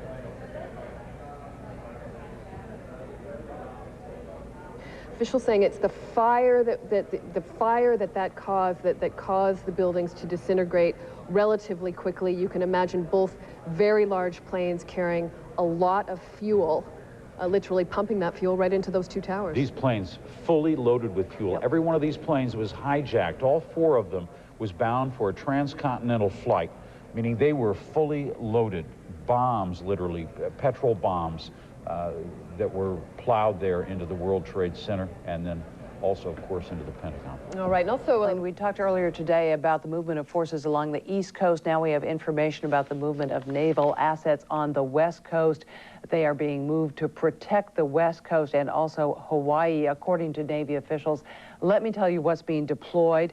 An aircraft carrier, 2 guided missile cruisers, 5 guided missile destroyers, 5 guided missile frigates, a rescue and salvage ship, and a fleet oiler. All of those vessels based on the West Coast. Once again, those being deployed along the West Coast and some further out, one presumes, to protect Hawaii. Earlier today, a couple of aircraft carriers left Norfolk, Virginia. They were deployed along with some other ships with the intention of protecting the East Coast. The aircraft carriers in particular, it was hoping could monitor and help control the airspace over both New York and Washington, D.C. And another note, the USS Enterprise, which had been relieved of duty in the Persian Gulf, has now been told it must stay there. So it wasn't so much panic, it was very grim-faced. As soon as the Pentagon came on fire, they started evacuating all the government buildings, including the White House, the State Department, the Treasury building, and Capitol Hill. And right where I am, which is about 3 blocks from the White House, and a police cordon was set up immediately. Sharpshooters were in Lafayette Park, just across the road from the White House. There's gridlock in the streets. I'm not sure if I look out the window now, it's still not really moving at all. There's a little bit of movement. People were very grim-faced, shaking their heads, could not believe what was going on. The other thing that was happening was many people were concerned for their children, because this happened at around about 9 o'clock in the morning, Washington time. Their children were in school. Controls of both planes. While the rescue operation was just getting underway below, this aircraft too was flown straight into the second tower of the 110-story building. It was indeed a suicide mission of enormous magnitude. Doorman goes to me, wow, I never seen a plane flying so low. And we looked out at it, all of a sudden, boom, it seemed like it wasn't even real. This is the same scene from another angle, something witnessed by the tens of thousands of people all over New York, all watching a seemingly endless horror show happening right in front of them. The plane is coming in from the left. Oh my God! On the ground, a cameraman captured the moment of impact as well.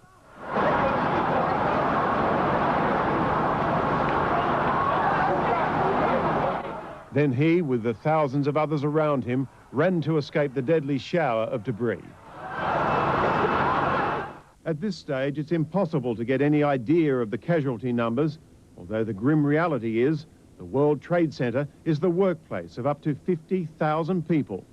And on any given day, another 80,000 tourists visit the sightseeing lookouts at the top of the towers. Although because it was early in the day, we saw what we thought was debris, and we realized it was people jumping. They started jumping out of the window, like the 96th floor. They just started, one at a time, from different parts of the building. I just started seeing people just drop, drop, and drop. And I must have counted like 30 or 40 people, you know. But the attacks were to continue. South in Washington, another hijacked passenger plane, a Boeing 757, was aimed directly at the Pentagon. This is the headquarters and strategic planning center for the United States military. A section of the building was blown apart, no doubt causing more deaths and injuries. It came in at such a deep angle at such fast speed. It was, the severity of, I was telling the gentleman, it was a real severe intention is what it had to it. You could tell it was like a suicide bomber.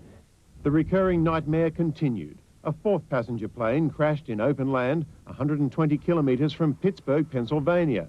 That too was thought to be a victim of the terrorists. President Bush was not in Washington when the attacks occurred. He was in Florida, and soon after spoke to the nation and warned of difficult times ahead.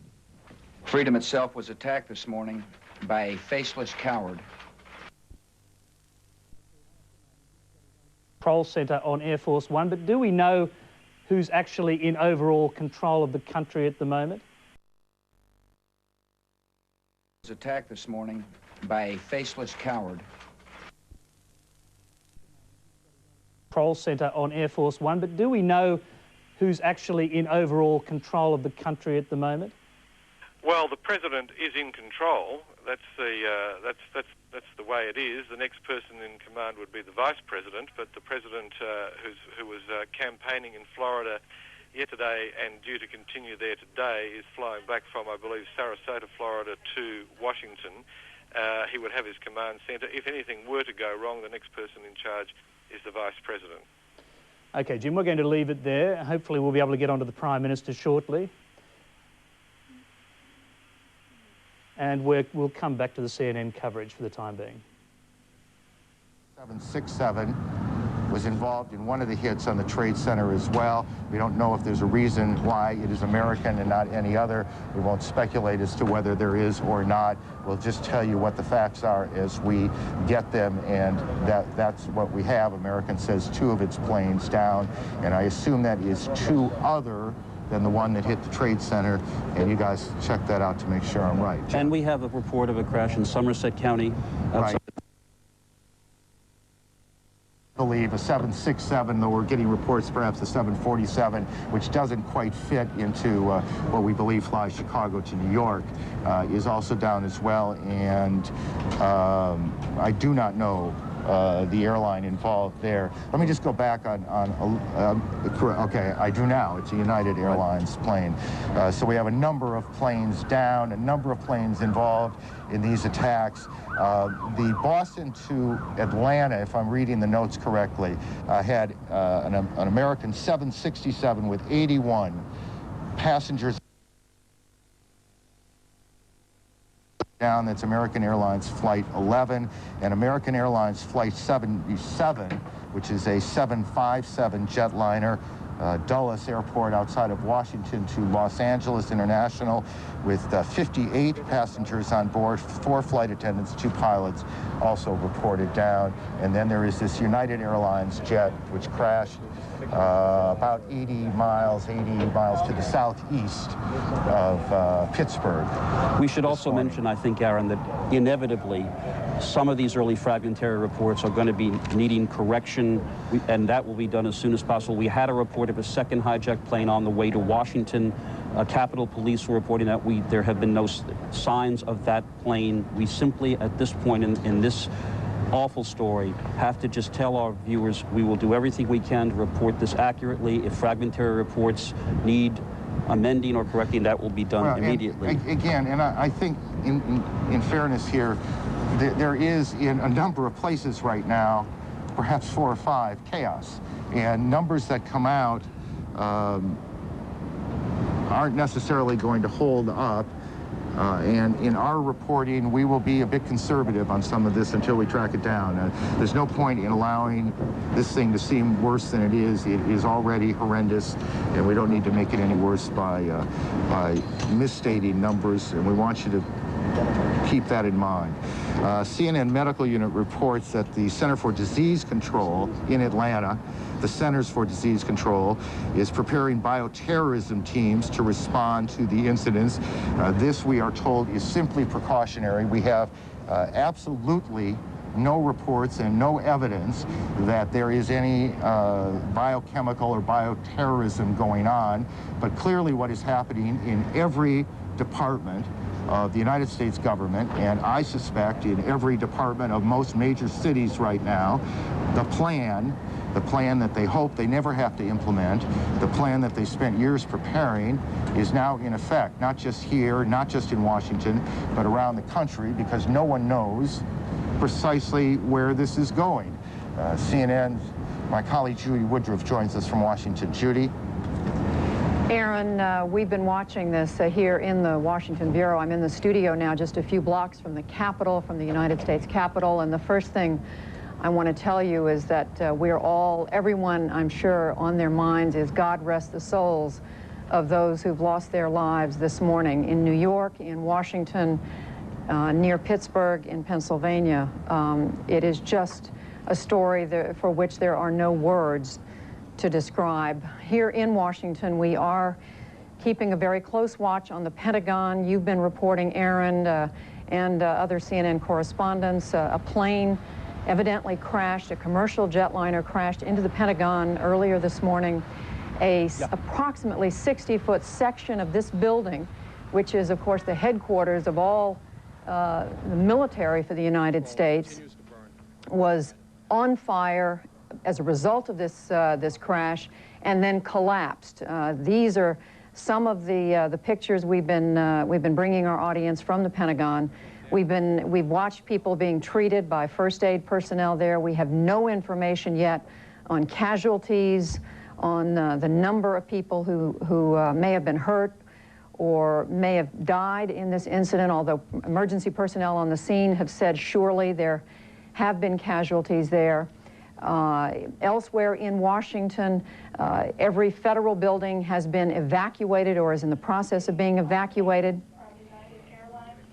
I'm now told that United Airlines is now saying that flight, can you tell me the number of the flight? 93 has crashed in Pennsylvania. Now,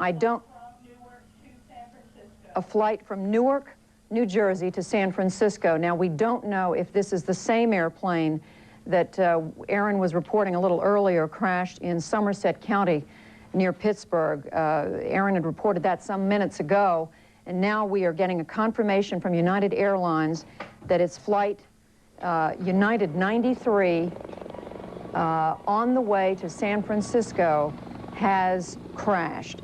So we now have at least two commercial airline companies in the United States. American Airlines reporting 2 of its passenger jets down, one flight, Dulles in Washington to Los Angeles, and then another flight from Boston to Los Angeles down. And now we have United Airlines reporting at least one airline or airliner down with concern about another one.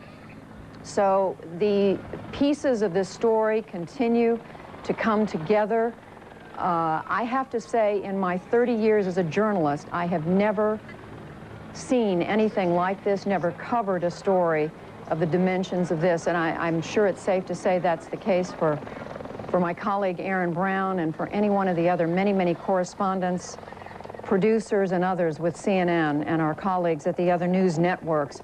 And I would just remind you that CNN right now has producers, correspondents, all around the world who are watching for any more information that we can bring you at this point. As Aaron and Jeff Greenfield have been saying in the last few minutes, everything we have right now is fragmentary.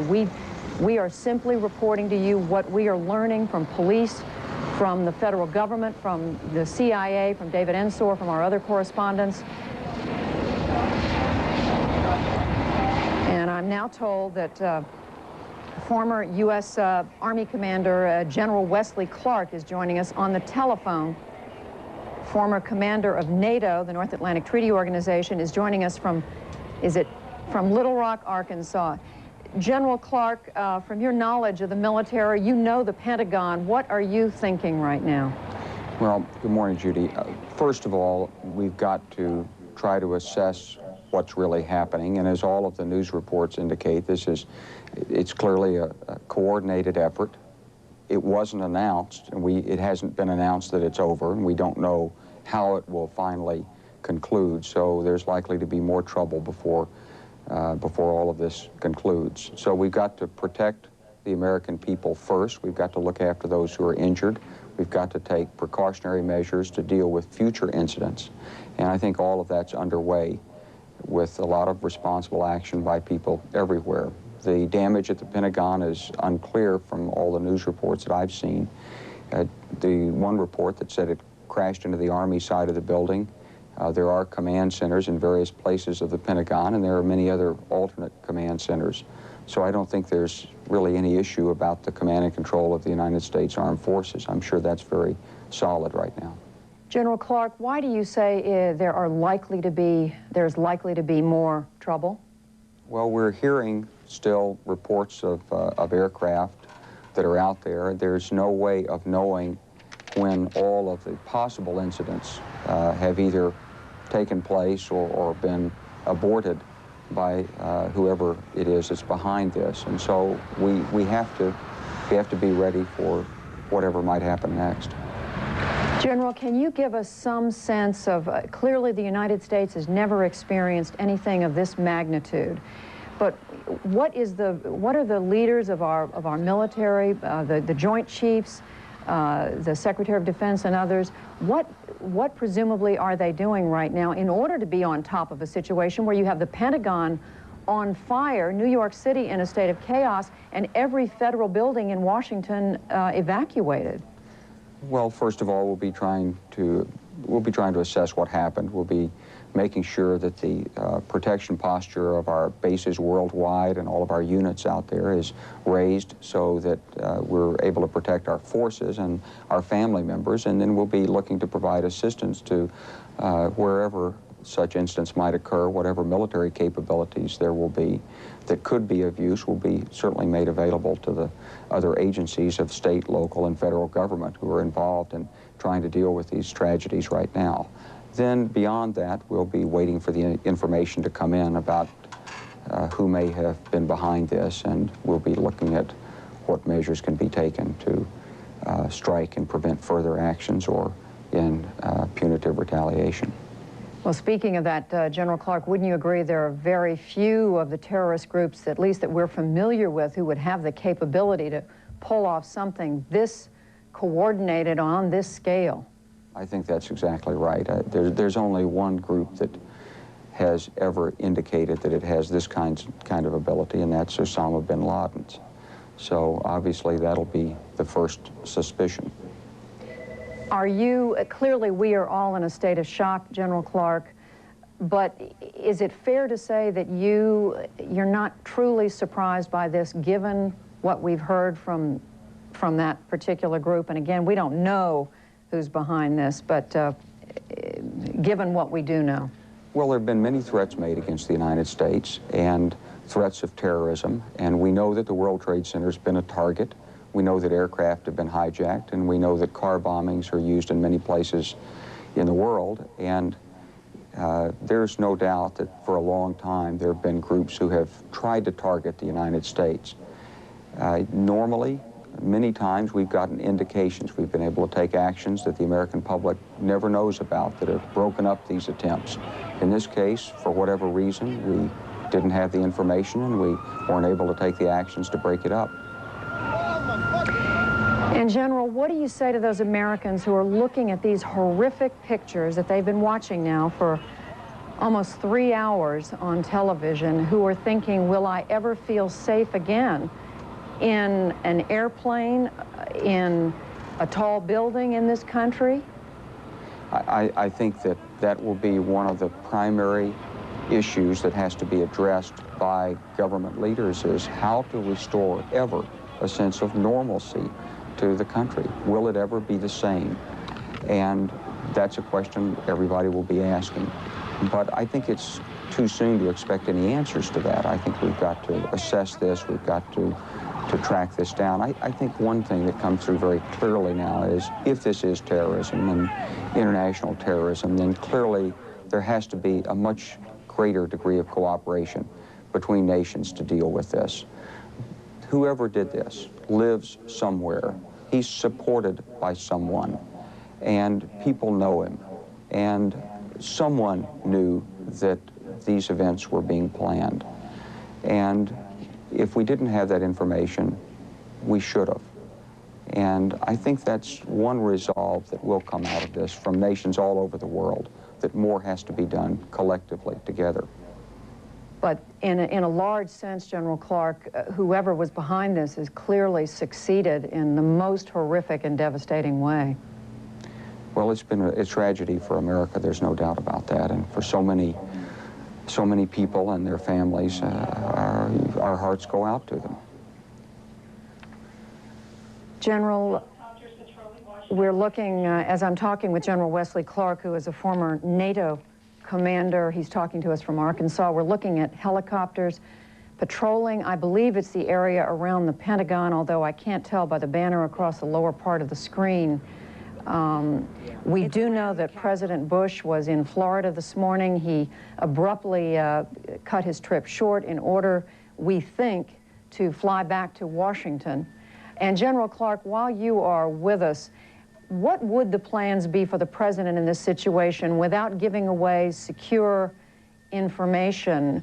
Would the president necessarily return to Washington? Is there always a plan in place in these situations? Well, there would have to be a plan always in place to take the president to where he can best control what's going on and monitor it and make decisions, and also where he will be safe. And you can be sure that there are plans and backup plans and alternate plans to the backup plans. There'll be no shortage of efforts underway to assure his safety and his ability to maintain the continuity of government. And once again, just finally, General Clark, as we look at these live pictures of the Pentagon, describe for us what you know of the section of the building that evidently was hit by the commercial jetliner. Well, that picture seems to be from the area of the bridges, the 14th Street Bridge, looking at the corner of the Pentagon that is opposite from where the strike was. So it looks like the strike hit between the 4th, 5th, maybe 6th corridors of the Pentagon. Perhaps on the Army side of the building, there are a number of offices there, administrative offices, where Army leaders and staff officers work on a daily basis. They deal with things like planning and logistics and congressional relations and public affairs in that area. And the Army leadership was probably close to where that may have impacted. There are a number of other facilities below ground, some of which have been relocated, and it's impossible to see from that picture what the condition might be there. General Clark, any final word before we let you go? Well, I think that we've known for some time that there were groups planning this, and I think the American people should know that the men and women in government and all the agencies have worked very hard and very diligently against this. Obviously, we didn't do enough. We didn't either have the tools or the cooperation or somehow get the information that we needed to have prevented it. And you can be sure that those men and women are right now resolved to do more and to be more effective. This is a national challenge, and I'm confident that we'll meet it. All right, General Wesley Clark joining us now from Little Rock, Arkansas.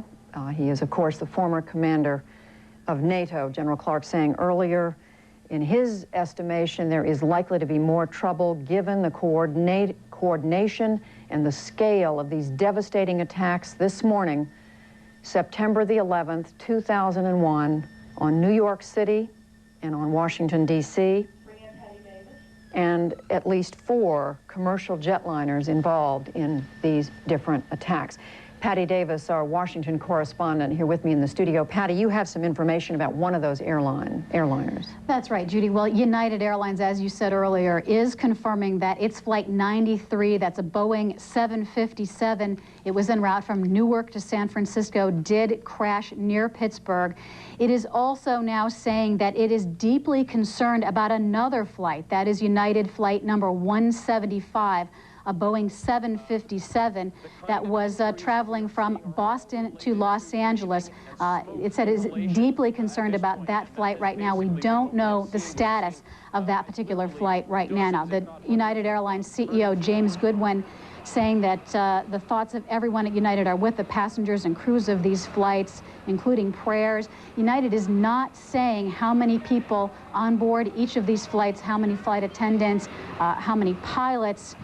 So at this point, that is their statement. They're saying one plane. They are confirming Flight 93 that was from Newark to San Francisco crashed near Pittsburgh.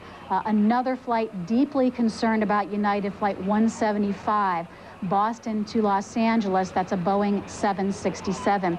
Now, on a typical day, there'd be some 4,000 flights of all different aircraft, including military, general aviation, commercial aircraft in the skies. As we've reported here on CNN, the FAA has issued a ground stop, the first ever on all departing flights in the United States. Begin. In the United States, Robert Penfold, National 9 News. Robert joins us now from America. And what's the latest on the rescue efforts? In New York, it's known there are many victims still trapped and alive under the collapsed skyscrapers. One woman even received a mobile phone call from her brother who said he and 3 New York policemen were trapped in a basement and were still awaiting rescue. The death toll? Well, in New York, the president hinted at thousands dead, and in Washington, where they have been able to get into the rubble of the Pentagon, they say there are no longer any survivors there, and the death toll could be anywhere from 500. In New York, both towers have since collapsed.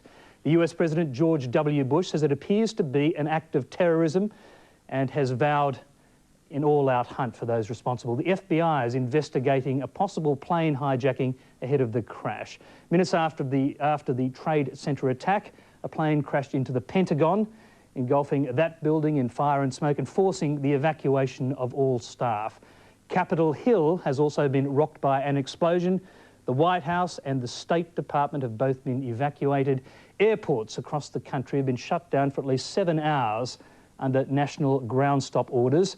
The bridges and tunnels into Manhattan are all closed. John Howard, we have just heard, has arrived at the Australian Embassy in Washington, and we're hoping to make contact with him shortly.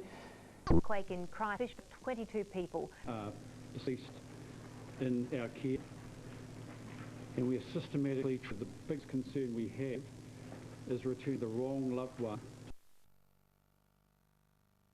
To half the foundations and footing of Grand Chancellor, I expect at some point within the next 24, 40. Transportation or their own transportation out of the airport. Leaving the airport? No. How long do you anticipate the airport to be closed? It's indefinite this time. We'll be meeting with the FAA. We'll be conducting an analysis of our intelligence that we have. We'll make a determination later on this afternoon. Pardon me? I can just tell you briefly, we have shut down security checkpoints. We've moved everyone away from the boarding gate areas. We've increased police presence dramatically. We've requested additional state police be sent to the airport. And we've shut down some construction activities around the airport. Is this the highest level of security ever, Joe? Is another flight from Boston? I can't confirm or deny that right now. Was there anything unusual about the boarding procedure of this flight? I don't have any reports that would say the same. Are you investigating breaches of security? How are you getting to the bottom of this hijacking? I can tell you we have an ongoing investigation right now. Just an initial investigation being conducted with Massport, Massachusetts State Police, and the FBI. What do you know about United Airlines Flight 175, which is unaccounted for right now from out of Boston? I don't have any, can't confirm or anything or deny anything on that. Has Joe got a number?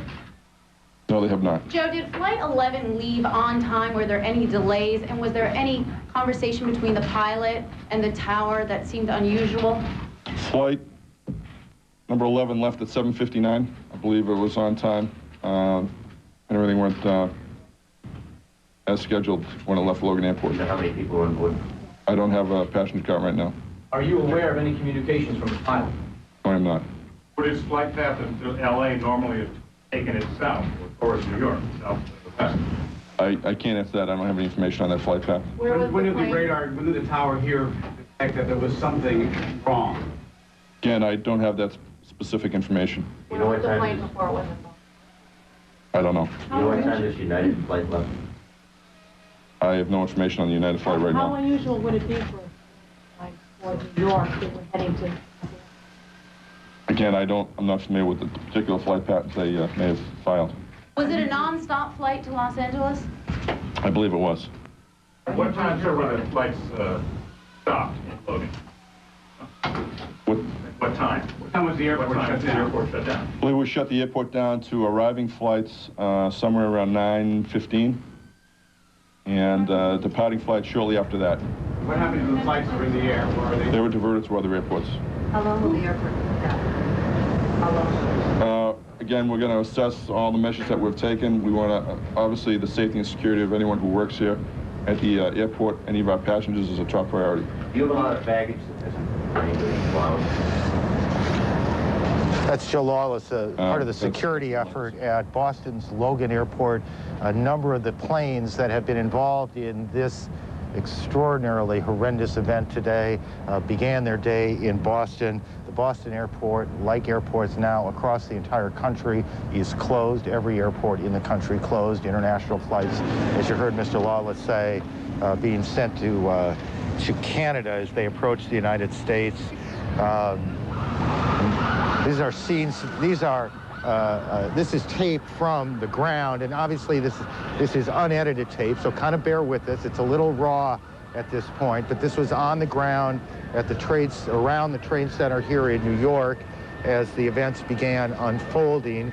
And as you can see there, you can see that huge hole in the building of the Trade Center, both buildings standing at the time. You can see that where the plane, it almost looks like it came through the entire building. And Aaron, we should remember what Wesley Clark told Judy Woodruff a couple of minutes ago about how much U.S. authorities have been worried about such an attack, how hard they've worked to try to fight it, how something may have gone wrong. And I believe we have on the phone right now someone who, both in fact and fiction, has dealt with justice, and that's author Tom Clancy. Mr. Clancy, this is, I guess, a terrible case of life imitating art. I suppose you could say that. It's a noteworthy incident. I mean, it's not the sort of thing it's the sort of thing that's best left in a novel rather than in real life. Unfortunately, one of the problems with being an author is keeping up with reality. But Mr. Clancy, you also are very well plugged into this world.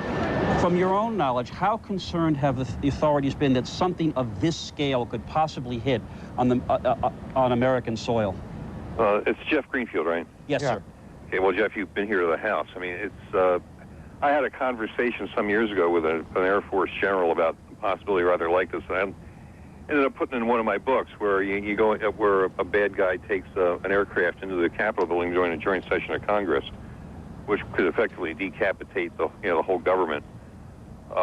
And I don't know, at the time it seemed rather humorous. I said, surely you've thought about things like this. And he said, well, to the best of my knowledge, nobody in my office has looked at this, but I promise you Monday morning they will be. Presumably they've been, they've considered this possibility for some time.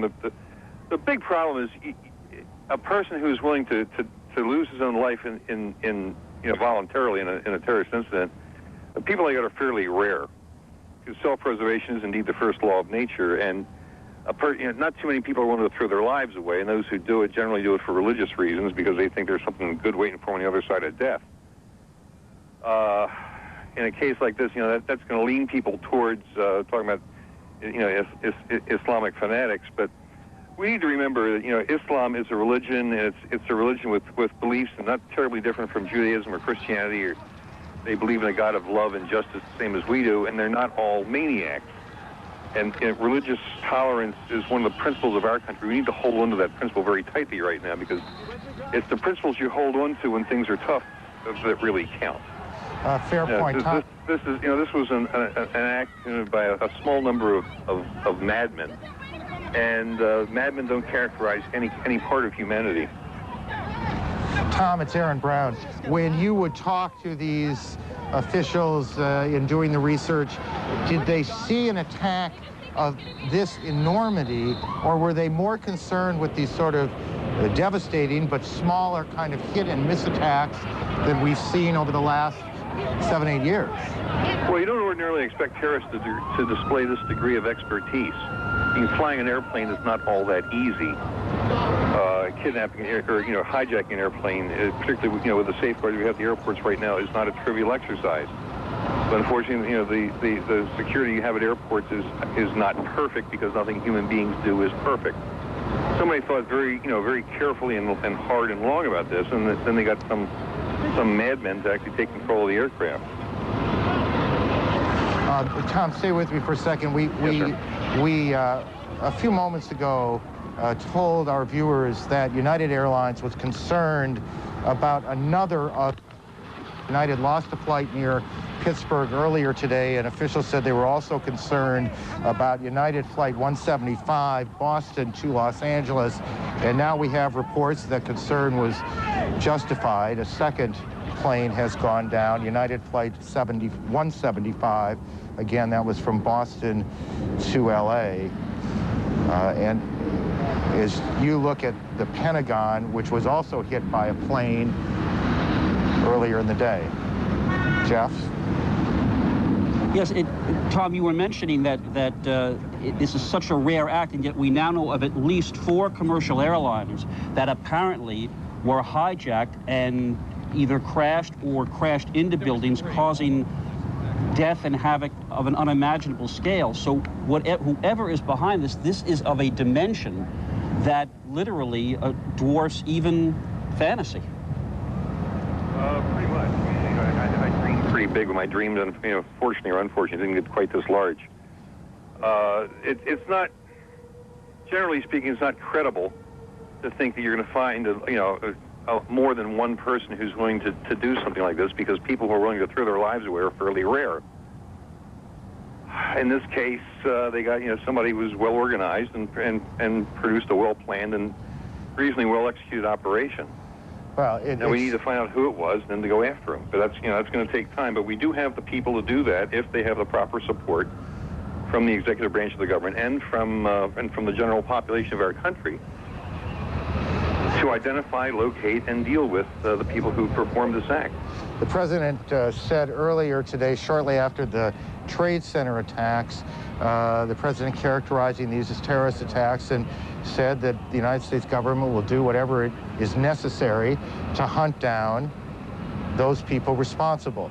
I think it is fair to say, Tom, Jeff, all of you on the line here, it is fair to say that what we know is that this is an extraordinarily large operation, and what we don't know, in a way, is just how big it is. It seems that in each passing moment or so, we get another report of another incident, and our instinct tells us that they are all connected. We have a number of planes down, 2 American airline jets, 2 United jets down. We have a plane that hit the Pentagon. We had 2 that hit the Trade Center. You're talking about something that is, I think it's fair to say, Jeff, it is beyond anything any of us could possibly have imagined. I think that those of us who dealt with Oklahoma City, those of us who dealt with the Trade Center here in '93, as we both did, you say, that is awful what happened. And you look at what appears to be playing out today, and we have no idea yet what the loss of life will be, certainly in the hundreds. We know that hospitals here in New York are overwhelmed with people being brought there all over the city of New York and beyond.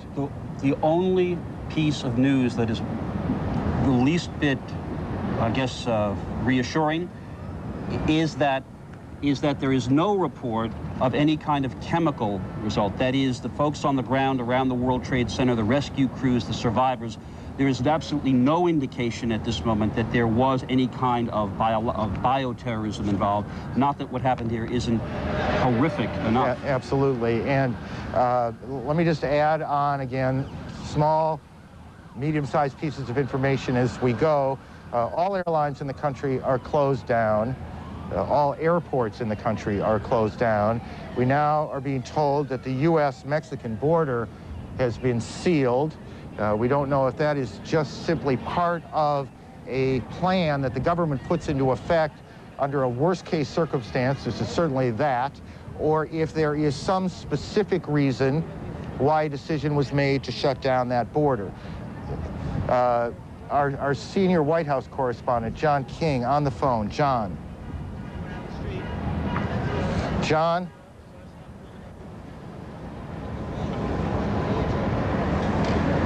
John King, can you hear me? It's Aaron. I hear you, Aaron. What have you got to report for us? Aaron, I'm standing across from the White House. I'm told by Secret Service and administration sources that all of the principals, all of the protectees, meaning the President, the Vice President, the First Lady, and Mrs. Cheney, are safe. They do not want us disclosing their locations, but I am told by a senior administration official that the plan and the priority is to get President Bush back to the White House as soon as they believe it is safe. Now, there are both operational and political reasons for wanting to do that. The White House Situation Room, in the view of White House officials, is the best place from which to monitor events and direct any operations. And that is a fortified structure within the White House compound where we know the Vice President was when everyone else was evacuated from the premises earlier. Again, the Secret Service does not want to confirm for us for security reasons, or administration officials the same, tell us where those people are now, although I was told a short time ago the Vice President is still in a position to be monitoring and directing the response to these developments, and that the President, who is en route back to Washington, we're told Andrews Air Force Base is on full alert. I was also told that there are extra precautions that were taken to ensure the president's flight back to Washington was a safe one. Now, you can read into that additional fighter jet escorts, Air Force One always has some escorts with it, that additional fighter jet escorts were put up for that. Now, the political reason they want to get the president back to the White House is rather obvious. The White House believes this has been a tragic terrorist attack, and they want to send the signal that the president is back on the job at the White House. Priority one, though, officials say, is to guarantee that he can be safely brought back to the White House. And in the past half hour or so, we have seen security precautions on the street, checks being taken out on the street, on the grounds around the White House. There are snipers up on the roofs of the White House itself, including buildings around it. And a military helicopter gunship flew over the premises not that long ago, about 15 minutes ago now, and then it circled back over toward the Pentagon, where from my location you can still see smoke coming into the sky from there. But we are told the vice president is still in a position to monitor all this as the president makes his way back.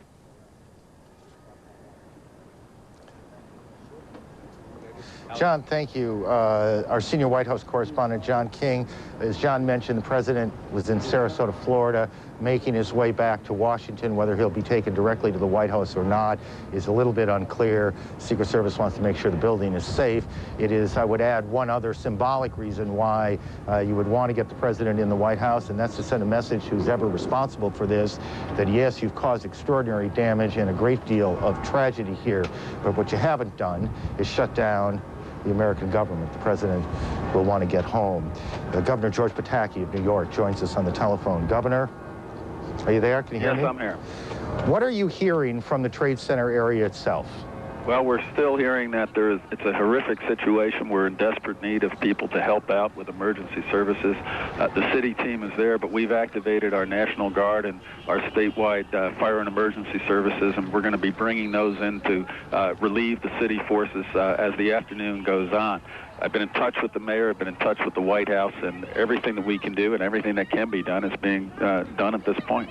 Has anyone given you any idea of how many injured we are dealing with down in Not at this point. At this point, the sole goal is to try to help as many people as possible, to get them to the emergency services, to get them the care they need, to help people who want to leave the area to leave in an orderly way, and to make sure we do everything we can to provide security throughout the city and throughout the state. And Governor Pataki, can you tell me the degree to which the state's planning for these sorts of tragedies, and there's obviously a plan in place, and New York is, because of its place in the world, is obviously a place you have to consider a target, whether that plan envisions something of the magnitude of what has taken place this morning? Well, you plan for any eventuality, but you never actually expect to see something of this magnitude. But we have coordinated well with the city. We're going to continue to make sure we provide all the support we can. We do have emergency services and emergency transportation running. I know the reports have been inaccurate. We do have limited rail service out of Grand Central to the northern suburbs, limited rail service out of Brooklyn and Queens to Long Island. We're working to make sure that bus service, to the extent possible, continues, and we're trying to get subway service back on track. It's not there yet, but the coordination has been excellent. It's just an attack of this magnitude. We just have to focus on responding and helping people at this point. And do you have any idea how many people have been hospitalized or how many hospitals are involved, whether they extend beyond the city? Not at this point, but every emergency service, every hospital that can provide assistance is providing assistance. The people have been just terrific in their response, and we're going to continue to make sure that response is as strong as it can be. Governor, take a moment and tell me, not as the governor necessarily, but as a resident of this state, an important player in the affairs of this state, what you're thinking today? This is an enormous tragedy. I have friends in those towers. I have friends who were there this morning that we haven't heard from. And our thoughts go to the people who are there, to their families, to all those who are suffering at this time, and we will be there to help, and we will be there to do everything we can to make sure that the support and the services necessary are provided. Okay.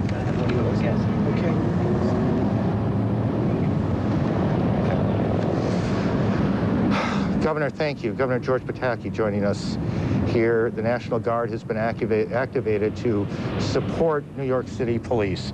Andrea Koppel is on board a flight with the Secretary of State. Andrea, what are you hearing from officials there? Well, Aaron, Secretary Powell has been in Peru since last night. He was here to attend the Organization of American States General Assembly. Obviously, when he got the news of the attacks in the United States, his aides scrambled to prepare things for him to leave. We are now, as you say, on board his plane. We're about to take off from Lima to head back to Washington. While at the OAS General Assembly, Secretary Powell said it was a terrible tragedy that had fallen on all who believe in democracy, but he said that will never kill the spirit of the American people. He also said that America will bring those responsible to justice, Aaron. There was also a minute of silence at the Organization of American States, and Secretary Powell obviously had to abruptly change his plans. He was supposed to be leaving Peru later this afternoon to head on to Colombia for his first trip there. But obviously, the attacks in the United States have changed that, and he's headed back to Washington. Aaron? Andrea, give me a sense of the Secretary's demeanor. I mean, we know this is a man who has been through a lot in his life, has seen a lot in his life. Did he appear shaken to you? I would say that Secretary Powell is someone who doesn't show his emotions in that way. This is a man with 35 years of military experience, former chairman of the Joint Chiefs of Staff, former National Security Advisor himself, who's seen a lot in his day. And so I would say that obviously he appeared somber, very serious, but in terms of any other emotion, I would say that he's able to keep that very close to his chest. Andrea, thank you. Andrea Koppel, flying back with the Secretary of State from South America. Our colleague Judy Woodruff in Washington. Judy? Aaron, we have joining us now on the phone from the Pentagon our military affairs correspondent, Jamie McIntyre. Jamie, I understand you are inside the perimeter of where the commercial jetliner came down at the Pentagon. Well, it appears that we may have lost the phone connection with Jamie McIntyre. We're going to try to get that restored immediately. Jamie, are you there? Now we have Bob Franken, our Washington correspondent, joining us from the Pentagon. Bob, tell us what you are seeing there. Well, what we're seeing, of course, in back of me is the smoke that's coming from the west side of the Pentagon, where, as we now know, a plane which is believed to have been a jumbo jet crashed into the Pentagon. It has left a hole. There was a collapse of that side of the building. You're seeing the smoke, of course, to my rear. We're reporting from an east side vantage point along a highway that's a major artery here. It is also a place where there has been a constant alert looking skyward, repeated concerns that another plane was heading this way up toward the Potomac. These have been concerns that have been out there for a couple of hours. None of them have been realized yet. Of course, the tragedy was that about 9:20 this morning Eastern time, that plane crashed into the west side of the Pentagon. You can see overhead frequently helicopters that are circling the area, of course, looking to provide some visual sighting in case anybody, any sort of invader, anything like that, wants to take to the air. It's interesting, these helicopters also will hover on the ground. There are any number of highways here, and they would be looking for suspicious vehicles, that type of thing. We are told there are casualties at the Pentagon. We have not been able to get an accurate figure. We are not exactly sure at the moment of the whereabouts of the Secretary of Defense, but the building has virtually been evacuated, if not totally evacuated. There is heavy security there, investigations going on as they try and find out what happened. We constantly see sirens and hear sirens and see ambulances go by, many of them from Walter Reed Military Hospital on the other side of Washington, clearly going in there to help with whatever casualties there are. We also have seen a couple of times F-16s, at least one F-16 flying overhead a couple of times. That was reported as to be the case of the Pentagon scrambling fighter jets in case another plane was heading this way. But as I said, right now, there has been no evidence of another plane coming this way. They're on full alert, of course, and trying to now recover from the severe damage that hit the other side of the building. Judy? All right, Bob Franken, I just want to remind our viewers that the section of the Pentagon that was hit was between the 4th, 5th, and 6th corridors. This confirmed apparently a little earlier today by Wesley Clark, General Clark, a former NATO chief. He said from what he could tell, it appears this was the Army section of the Pentagon, planning and logistics area where certainly Army leaders would have been working in their offices. I want to read for you now a statement from the Joint Chiefs of Staff, quoting, "We are outraged at this cowardly attack on the people of the United States. Our heartfelt prayers are with the victims and their families, and we stand strongly united behind the President as our Commander-in-Chief."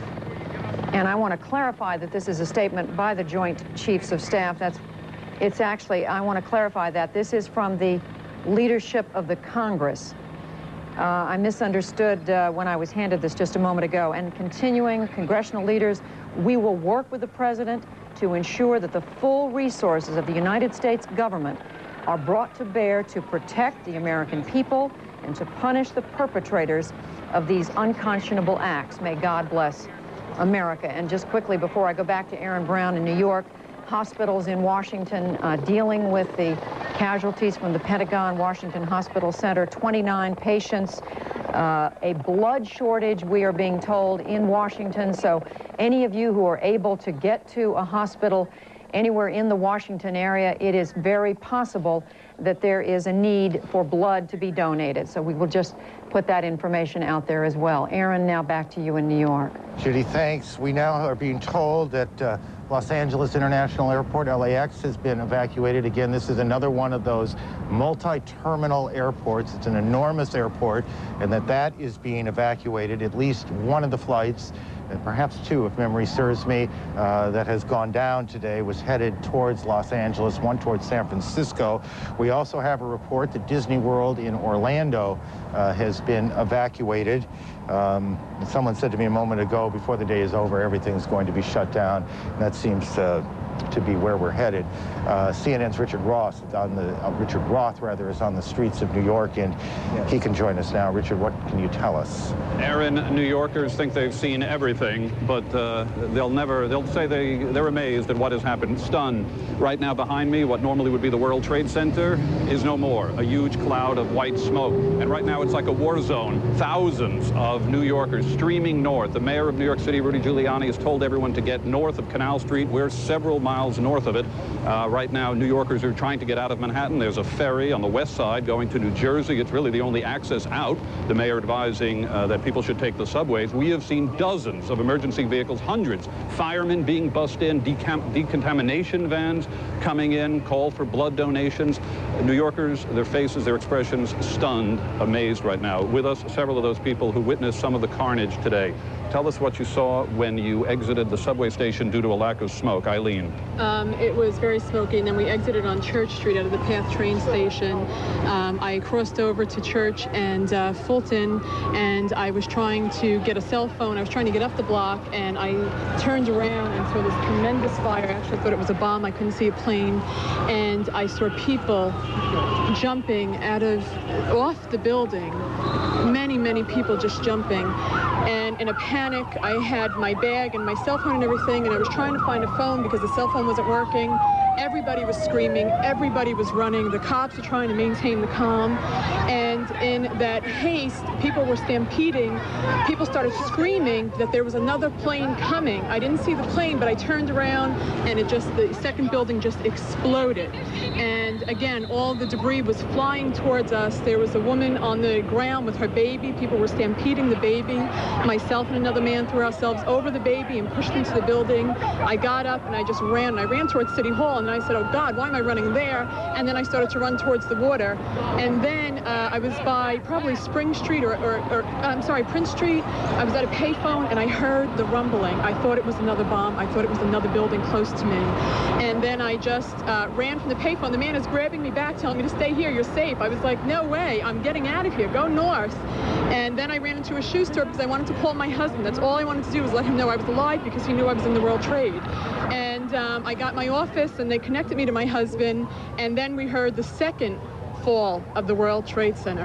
And I'm astonished by the bombing. I just want to make a statement that these New York policemen and firemen, God bless them, they kept us calm. They tried so hard to keep us moving north, and it was just absolute absolute horror. It was horror.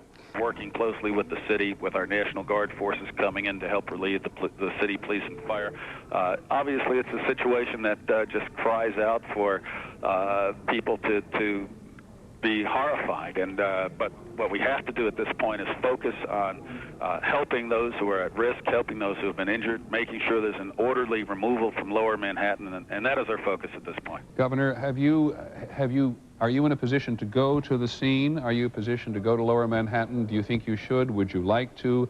Or are you locked down? No, I'm in the city, but the important thing is to be able to stay in contact with the White House, with City Hall, with our statewide emergency services. We've gotten offers of support from all the surrounding states with their emergency services, and the critical thing right now is to be able to coordinate to make sure that the response is the strongest and the most compassionate it can be for the people whose lives are still at risk. And we're mobilizing National Guard units from across the state. We're getting help from the surrounding states and coordinating with the city, and that's what we have to do at this point. And Governor, what have you done about the other so-called high-profile potential targets in New York City, like the UN and the bridges and things like this? Are they all evacuated and locked down now? UN's evacuated. The tunnels have been closed. The George Washington Bridge is open under security for emergency services coming in and people going out. We've shut down most of the mass transit. Grand Central is open under very tight security, but people who pass through the security have limited service to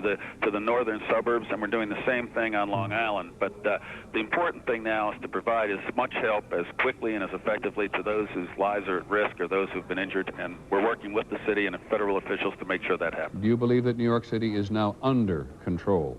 New York City has been under attack, and until we get through this, we just have to continue to respond as strongly as we can. And are you in a profile now? Are you in a position where you actually think there's a potential for more? We just don't know. That's why we have to not only help those who have been injured, but also take every security step we can to try to prevent further incidents. We just don't know, Peter. Okay. Governor Pataki, thank you very much. Well, we'll bring you the press conference by the former US President Bill Clinton in Port Douglas as soon as it takes place. But in the meantime, we'll return you to our CNN coverage. Hear from Lieutenant Howard Whitehead of the Los Angeles Airport Police as